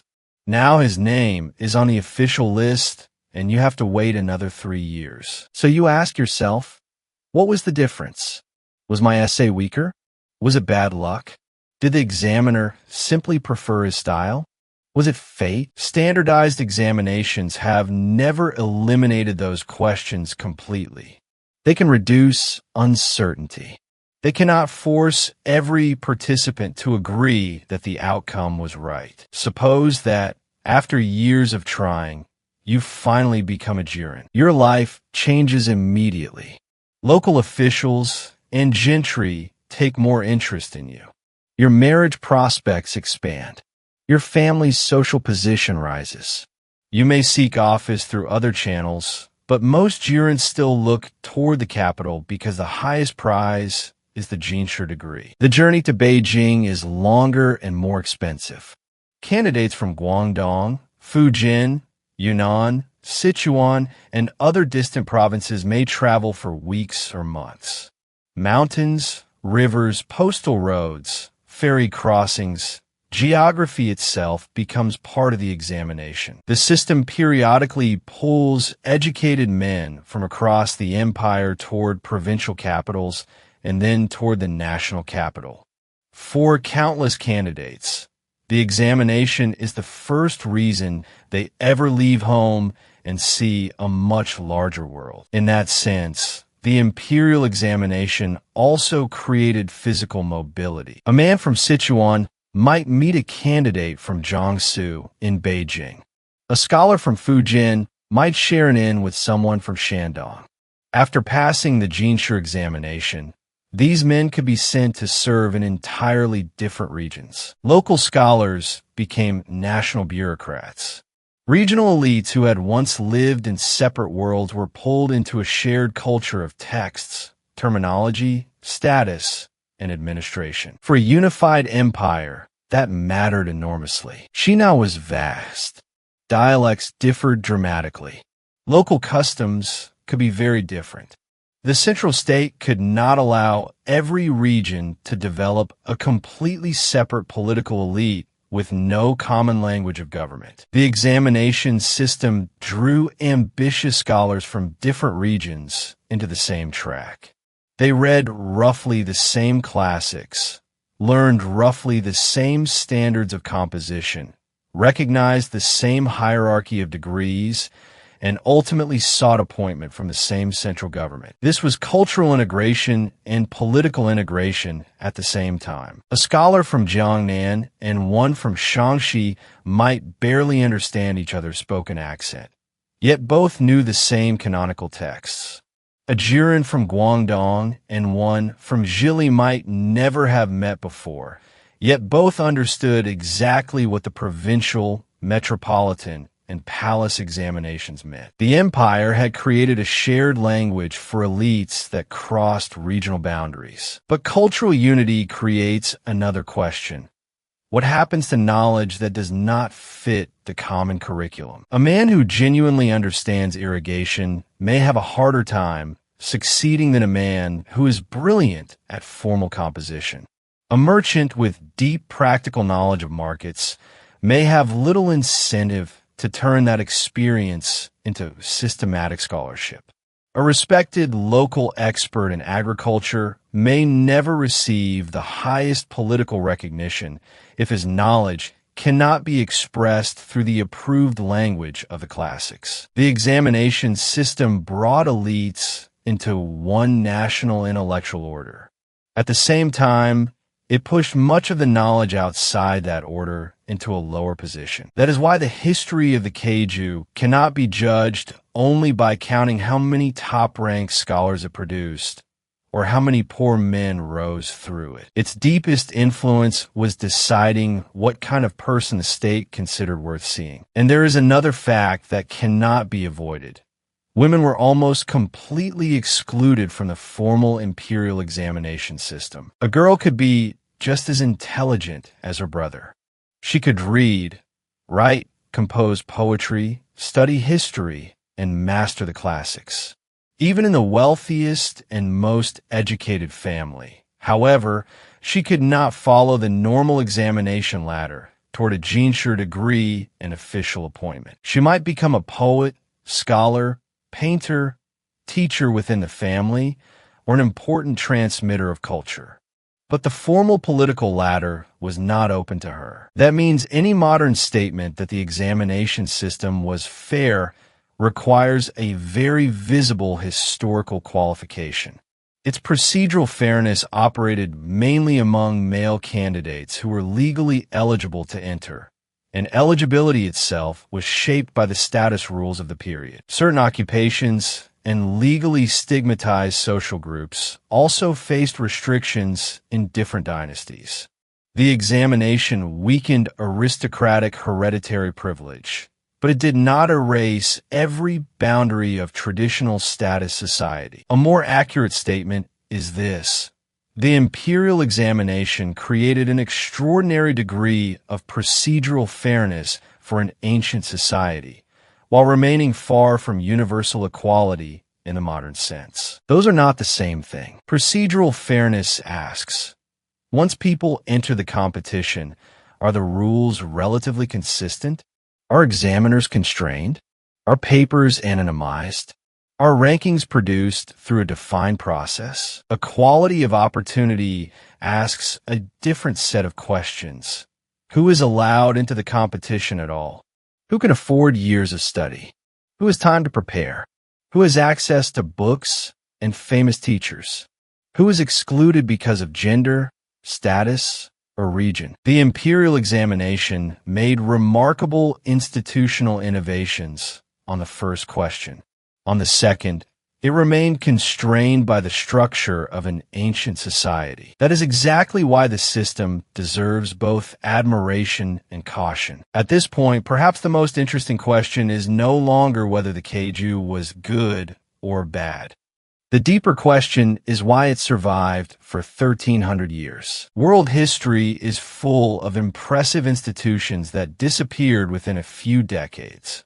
The imperial examination crossed the Sui, Tang, Song, Yuan, Ming, and Qing. Dynasties changed. Capitals moved. Borders expanded and contracted. The ethnic composition of ruling elites changed.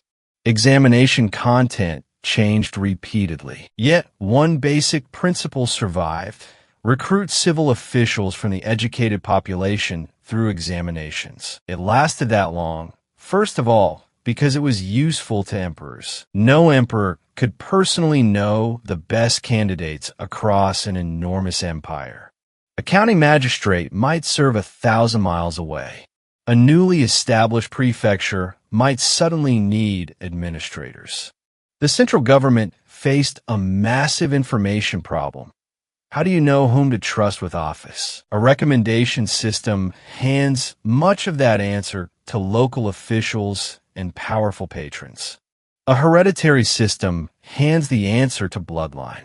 The imperial examination handed at least part of the answer to a standardized competition. It was crude, but repeatable. As long as a dynasty could organize testing sites, set questions, and create a marking procedure, it could periodically recruit a group of relatively well-educated men from across the country who had demonstrated that they could operate within the state's rules. More importantly, these men were not simply private retainers raised by a local strongman.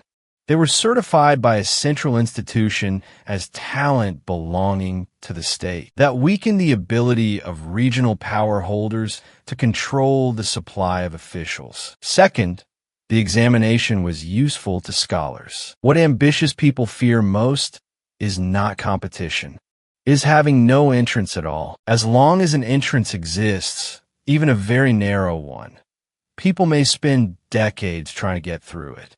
The Keju allowed large numbers of educated, ambitious men to attach their hopes to the imperial state rather than depend entirely on local aristocratic families. Those who succeeded had reason to value the system. Those who failed complained about it, and very often prepared for the next examination anyway. This created an unusually stable political psychology.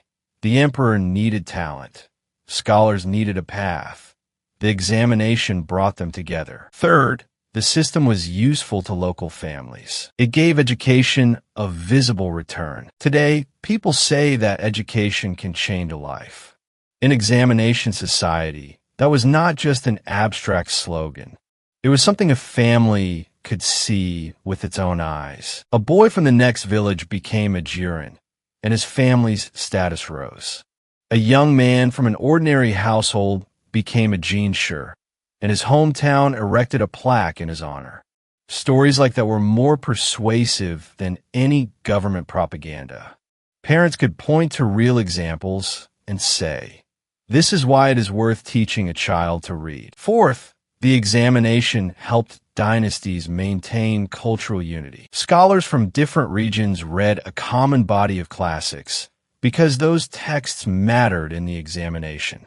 Provincial and metropolitan examinations held on regular cycles functioned almost like recurring imperial rituals, reminding local elites that the highest prestige and political opportunities came from recognition by the center. The more strongly a person wanted to succeed, the more deeply he entered the common culture of the state. Fifth, the examination gave imperial rule an additional source of legitimacy. If every high official were a member of the royal family or the son of a hereditary aristocrat, ordinary people could easily see government as the private property of a few clans. But when society repeatedly produced stories about an ordinary household whose son studied, passed, and became prominent, the empire could make a different claim.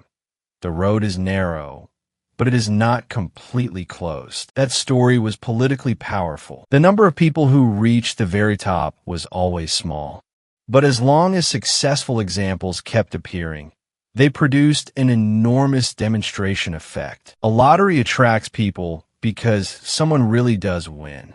The imperial examination attracted people because humble background genshur, common-born high officials, and families that cross social boundaries genuinely did exist. But the examination was not merely a lottery. It required years of education. So even when the final prize did not arrive, the social investment was not necessarily wasted. Many candidates who never became officials still learned to read, write, interpret documents, compose formal prose, and work with classical texts. They could become teachers, secretaries, legal or administrative assistants, lineage managers, or respected local men of letters. The spillover effects therefore reach far beyond the tiny number of people who won the highest degrees. A county might produce only a handful of genshur over many years, while hundreds or thousands of people studied because they dreamed of becoming one.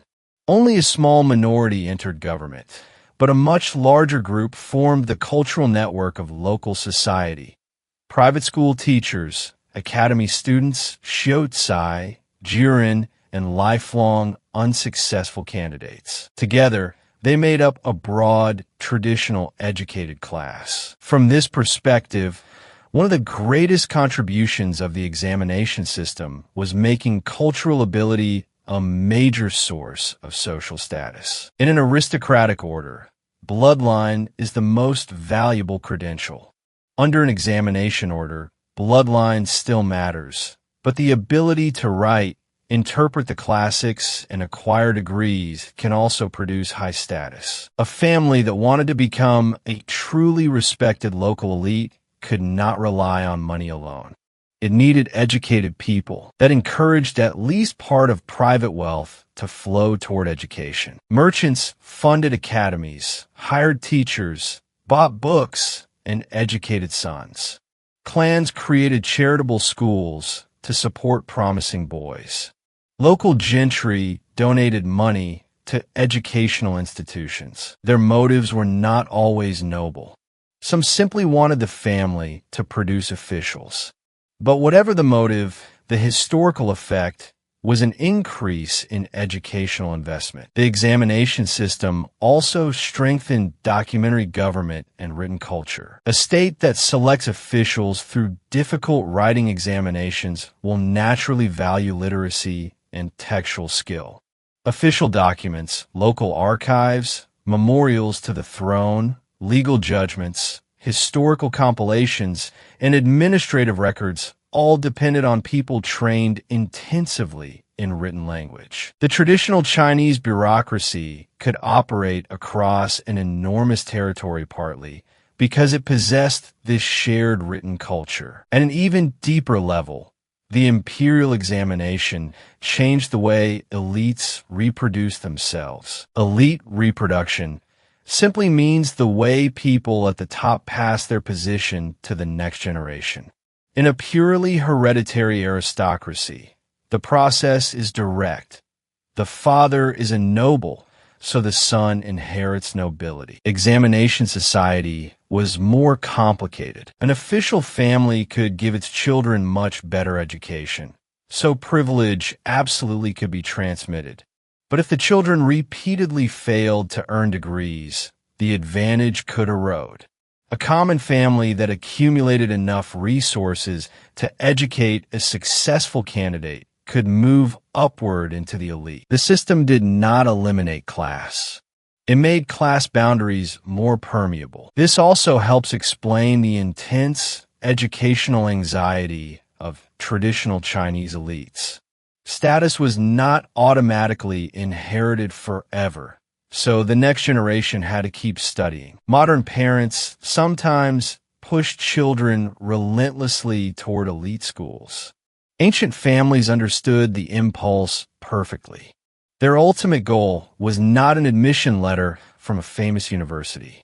It was a degree, and a name on the public list. But the longer the examination system lived, the stronger its side effects became. When one institution becomes the highest ambition of nearly every talented student, society develops path dependence.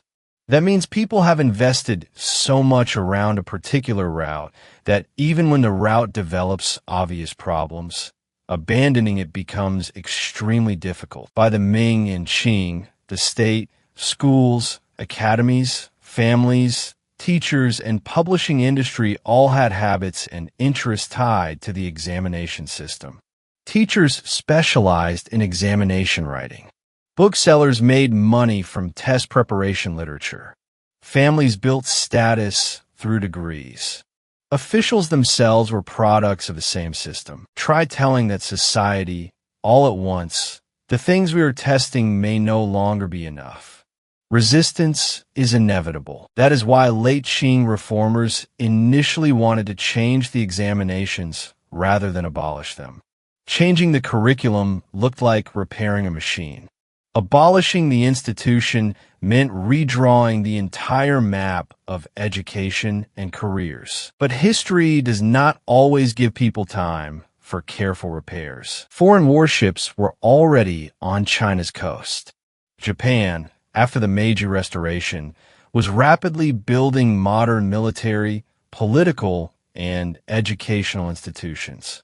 International power was increasingly determined by industry, science, finance, and modern organizational capacity. The Qing could no longer afford decades of trial and error. The imperial examination did not suddenly become bad. The world suddenly became too fast. That is the most important sentence for understanding why the system died. Take a mature 18th century examination system and place it in the 18th century, and it can still function as a highly effective machine for selecting imperial civil officials. Place the same machine at the beginning of the 20th century, and it confronts a completely different set of human capital needs. Its old strengths have not disappeared. They simply no longer solve enough of the new problems. The tragedy of many historical institutions is not that they were never useful. It is that they were once so useful that people became reluctant to let them go. The Keju is a perfect example. It once used examinations to break aristocratic monopolies, then became so important that education itself was locked around examination success. It used common standards to resist personal favoritism, then allowed those standards to squeeze intellectual diversity. It persuaded ordinary scholars that effort could change destiny, then encouraged countless people to spend entire lives in a competition with extremely low odds. It helped China build a stable civil bureaucracy, but it could not by itself train the specialized professionals required by a modern state. Its greatness and its limitations were never two separate histories. They were the two sides of the same mechanism. So how should we judge the imperial examination today? If we look only at its final decades, it is easy to picture a hot, airless examination compound. Candidates squeezed into cells, memorizing rigid forms, and writing essays that had little to do with steam engines, railways, or modern navies. But move the camera back to the Sui and Tang, and we see a different picture. A society long shaped by pedigree beginning, with increasing seriousness, to tell educated men that public office should not depend only on who their ancestors were. If we look only at the legendary stories of poor men becoming gene-sure, we can romanticize the system into a perfectly fair ladder to heaven. Move closer again, and the other side appears. Wealthy families had far more educational resources. Women had no formal path into the system. Certain status groups faced restrictions. Regions differed dramatically. Examination content was tightly constrained by political and intellectual authority. So the most accurate place of the imperial examination in history is not perfection. It is breakthrough. It did not create modern equality, but it broke through many boundaries of ancient hereditary status society. It did not eliminate political interference, but it invented and accumulated numerous techniques designed to limit interference.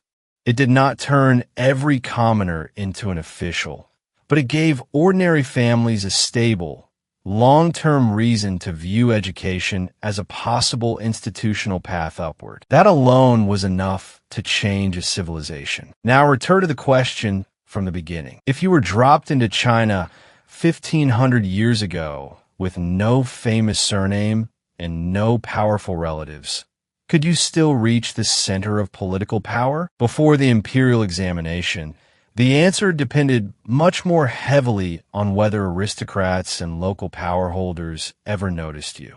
After the system emerged, the answer slowly became something different. It would be extraordinarily difficult, but it was no longer completely impossible. You could study. You could register. You could sit one level after another.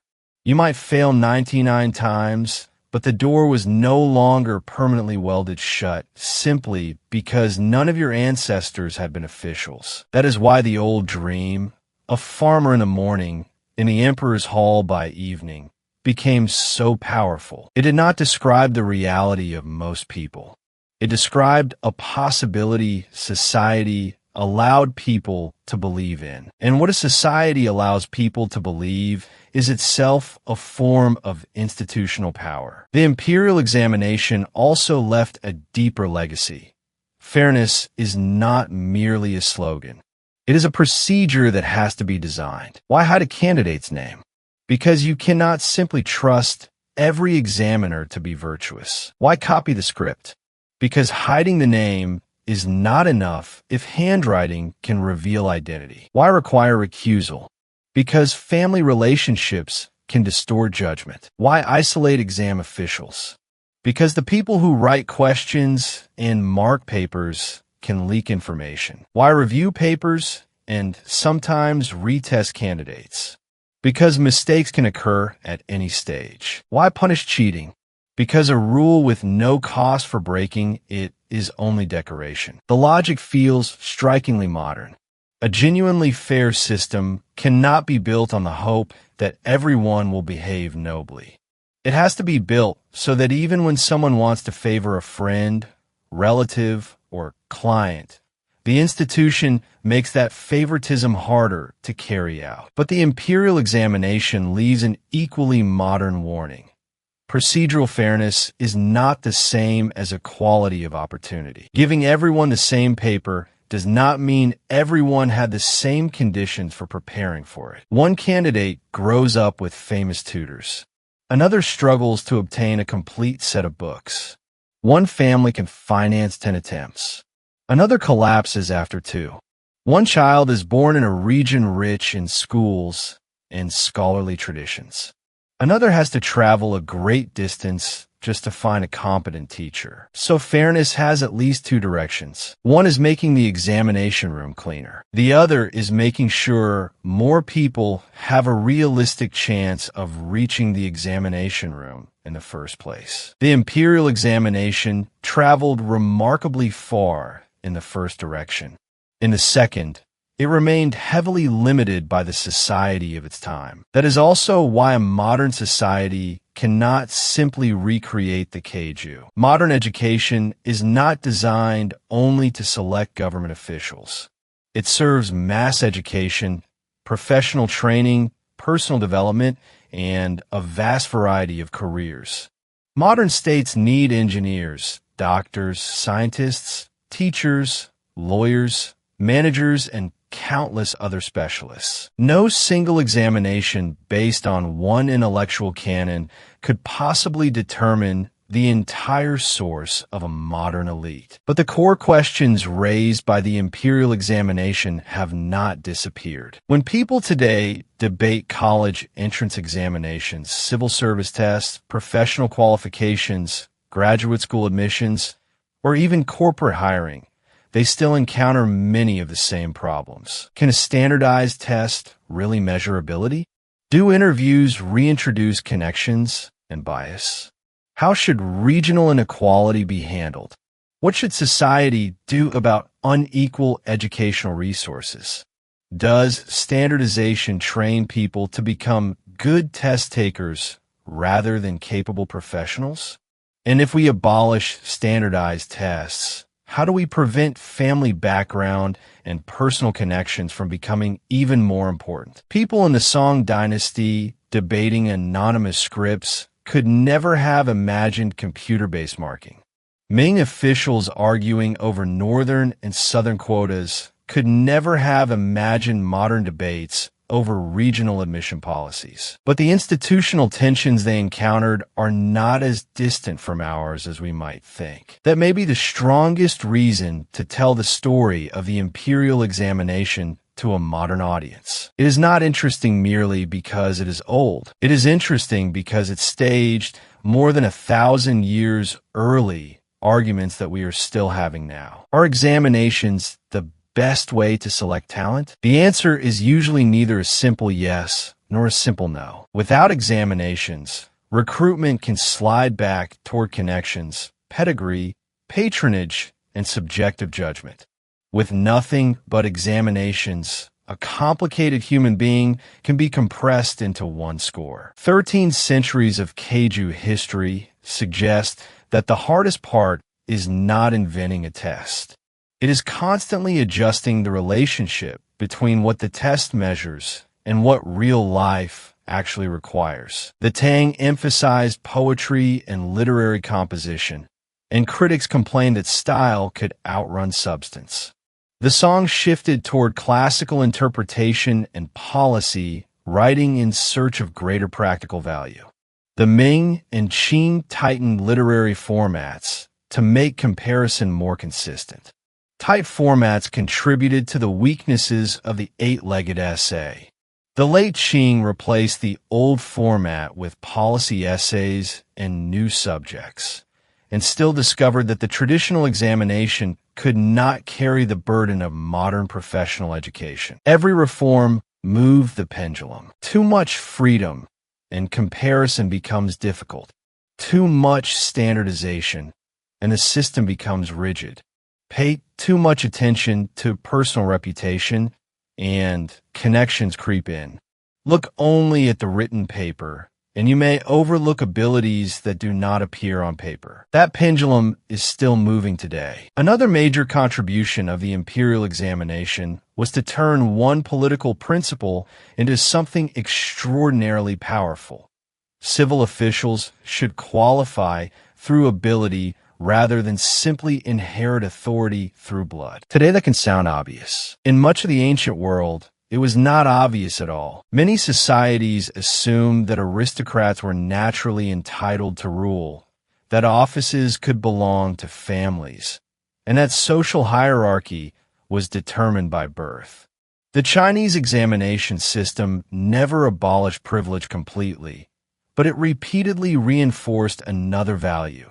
Study, learned ability, and examination performance could help legitimize a claim to govern. That idea later shaped East Asia and entered wider global debates over the modern civil service. The Qing examination golden lists preserved in international archival collections matter for more than the names written on yellow paper. They record a political idea that survived for centuries. A golden list was a roster of successful candidates, but it was also a public announcement by the state. These people went through the required process and have been officially recognized as qualified. Making the list public was itself part of the institution. An examination does not only have to choose winners. It also has to show everyone else who was chosen. Published rankings, fixed procedures, and standardized titles made the result visible. Modern societies are accustomed to public recruitment notices, published results, and admission lists. The political logic is not identical to the old imperial system, but there is a recognizable similarity. Legitimacy grows when selection can be seen. We should also remember another nearly universal rule. Whenever an examination is tied to enormous rewards, test-oriented behavior appears around it. This is close to a law of history. The imperial examination era had predicted questions, model essays, famous tutors, literary networking, hidden notes, impersonation, and endless attempts to exploit loopholes. Modern examinations have intensive test prep industries, massive question banks, coaching systems, and specialized strategies. The existence of test preparation does not prove that exams are useless. But the relative fairness of an exam does not mean we can ignore how strongly it reshapes education. The important questions must be asked again and again. What do we actually want people to learn? What is the examination rewarding? And is the rewarded ability the same ability society genuinely needs? The imperial examination was finally abolished because, by the late Qing, that last question became harder and harder to answer. A young man might spend 20 years perfecting the 8-legged essay while the country urgently needed people who understood ships, mining, telegraphy, diplomacy, law, engineering, and modern finance. The mismatch had become too large to solve through another round of repairs. China, therefore, made an extraordinarily painful choice. Give up the most familiar and publicly trusted old selection system in order to create space for a modern school system. But ending the Keju did not end examination culture. Quite the opposite. Examinations remained deeply embedded in Chinese society because 13 centuries had left more than institutional memory. They had left cultural memory. People continued to believe that serious study should create opportunities for advancement. They continued to value common standards. They remained intensely sensitive to fairness in high-stakes tests. Seeing one's name on an official list continued to feel like public confirmation that personal effort had been recognized. Why do leaked questions provoke such anger? Why are people so sensitive to candidates who benefit from connections? Why is the procedural integrity of major examinations treated as something close to sacred? Modern law, modern education, and modern ideas of equality are obviously central to those reactions. But in the longer cultural background, we can also see the inheritance of centuries spent obsessing over the idea of selecting talent fairly. Ancient Chinese governments paid an enormous institutional price for that obsession. Examination compounds were sealed. Thousands of scripts were copied. Conflicts of interest were regulated. Cheating cases were investigated. Officials were punished. Regional quotas were repeatedly adjusted. All of this reflected an insight people had grasped long ago.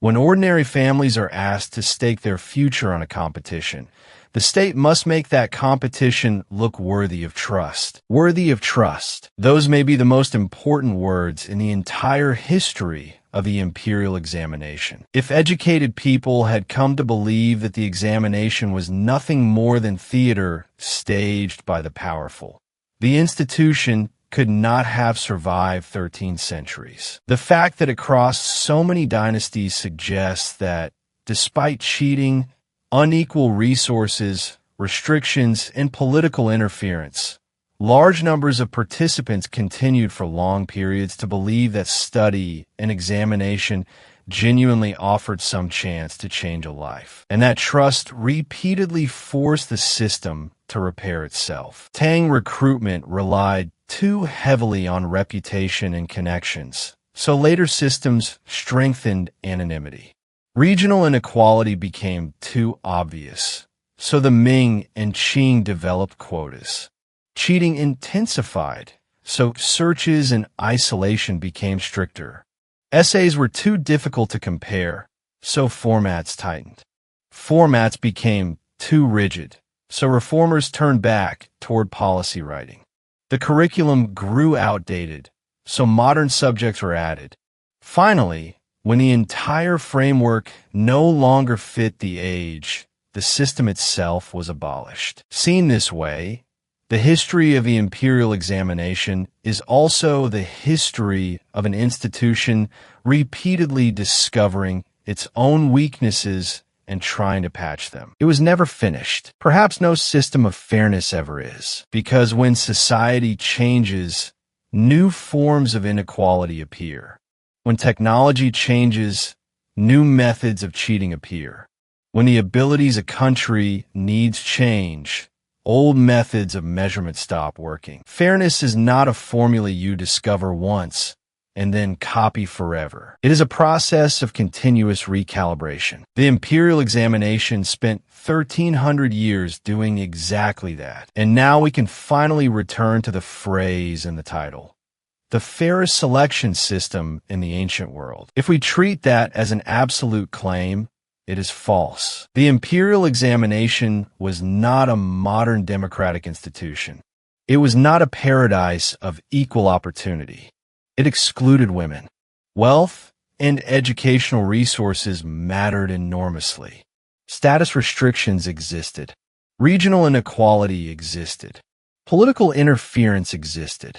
At times, the system compressed learning into an extremely narrow examination framework. But place it back in the ancient world and compare it with hereditary aristocracy, entrenched family privilege, private recommendation, and the buying of office. In that context, the Chinese examination system pushed public testing, common standards, and procedural constraints to an extraordinary level. It was not absolutely fair, but it was one of the most systematic, long-lasting, and influential experiments in making official recruitment fair that the ancient world ever produced. That is more meaningful than a simple compliment. A truly important institution is not one with no flaws.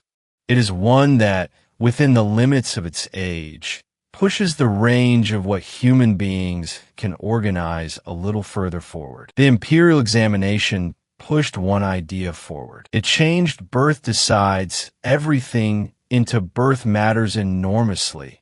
But learned ability can also change the outcome. It changed who do you know among the powerful into, at the very least, you still have to enter the examination hall. It changed office belongs to families into the state must periodically reopen competition to a much wider population of educated candidates. The breakthrough was incomplete, but it shaped more than 13 centuries. From the Sui dismantling of the 9-rank order and the rise of examination recruitment to the glittering prestige of the Tang Jinshi.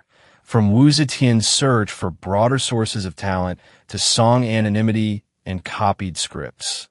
From the Yuan restoration and separate lists to the Ming hierarchy of examinations and the mature 8-legged essay. From the thousands of lamplit cells inside Qing examination compounds to the final Jiachen examination under the pressure of modern learning. And finally, to the 1905 edict that ended the system. The story looks like the full life cycle of an institution. Birth, growth, maturity, peak, decline, and death. But in one important sense, it never really ended. As long as a society wants strangers to compete for opportunity under public rules, the questions left by the imperial examination are still with us. How do we make birth matter a little less and ability matter a little more? How do we reduce the influence of power and increase trust in procedure? How do we create standards that are consistent enough to compare people without forcing every talented person into the same mold? How do we make sure an examination measures abilities that society genuinely needs, instead of rewarding the people who are best at studying the examination itself? How do we give ordinary people a visible path upward without allowing that one path to dominate the entire education system? People in the Sui and Tang asked versions of these questions. People in the Song asked them. People in the Ming and Qing asked them. We're still asking them now. That is the part of the imperial examination that truly survives into the present. Not the 8-legged essay, not the tiny examination cells, not the hat of the top-ranked scholar, not the ceremony of seeing a name on the golden list. What survives is a simple desire that is extraordinarily difficult to achieve, that a person's future should depend as little as possible on where he was born, what family name he carries, or whom he happens to know. 1,300 years ago, people in China began pursuing that desire through examinations. 1,300 years later, we have more complex education systems, more specialized professions, and far more modern institutional tools. But the question still has no perfect answer. And perhaps it is what makes history so interesting. We look back at the imperial examination and think we were watching an ancient test that ended long ago. By the time we reach the end of the story, we realize something else. The people sitting in that examination hall are not only the people of the past. In our own way, we are still answering the same question. And that brings us to the end of the story of China's imperial examination system. I'm Jason from Eastern Historian. I'll see you in the next episode.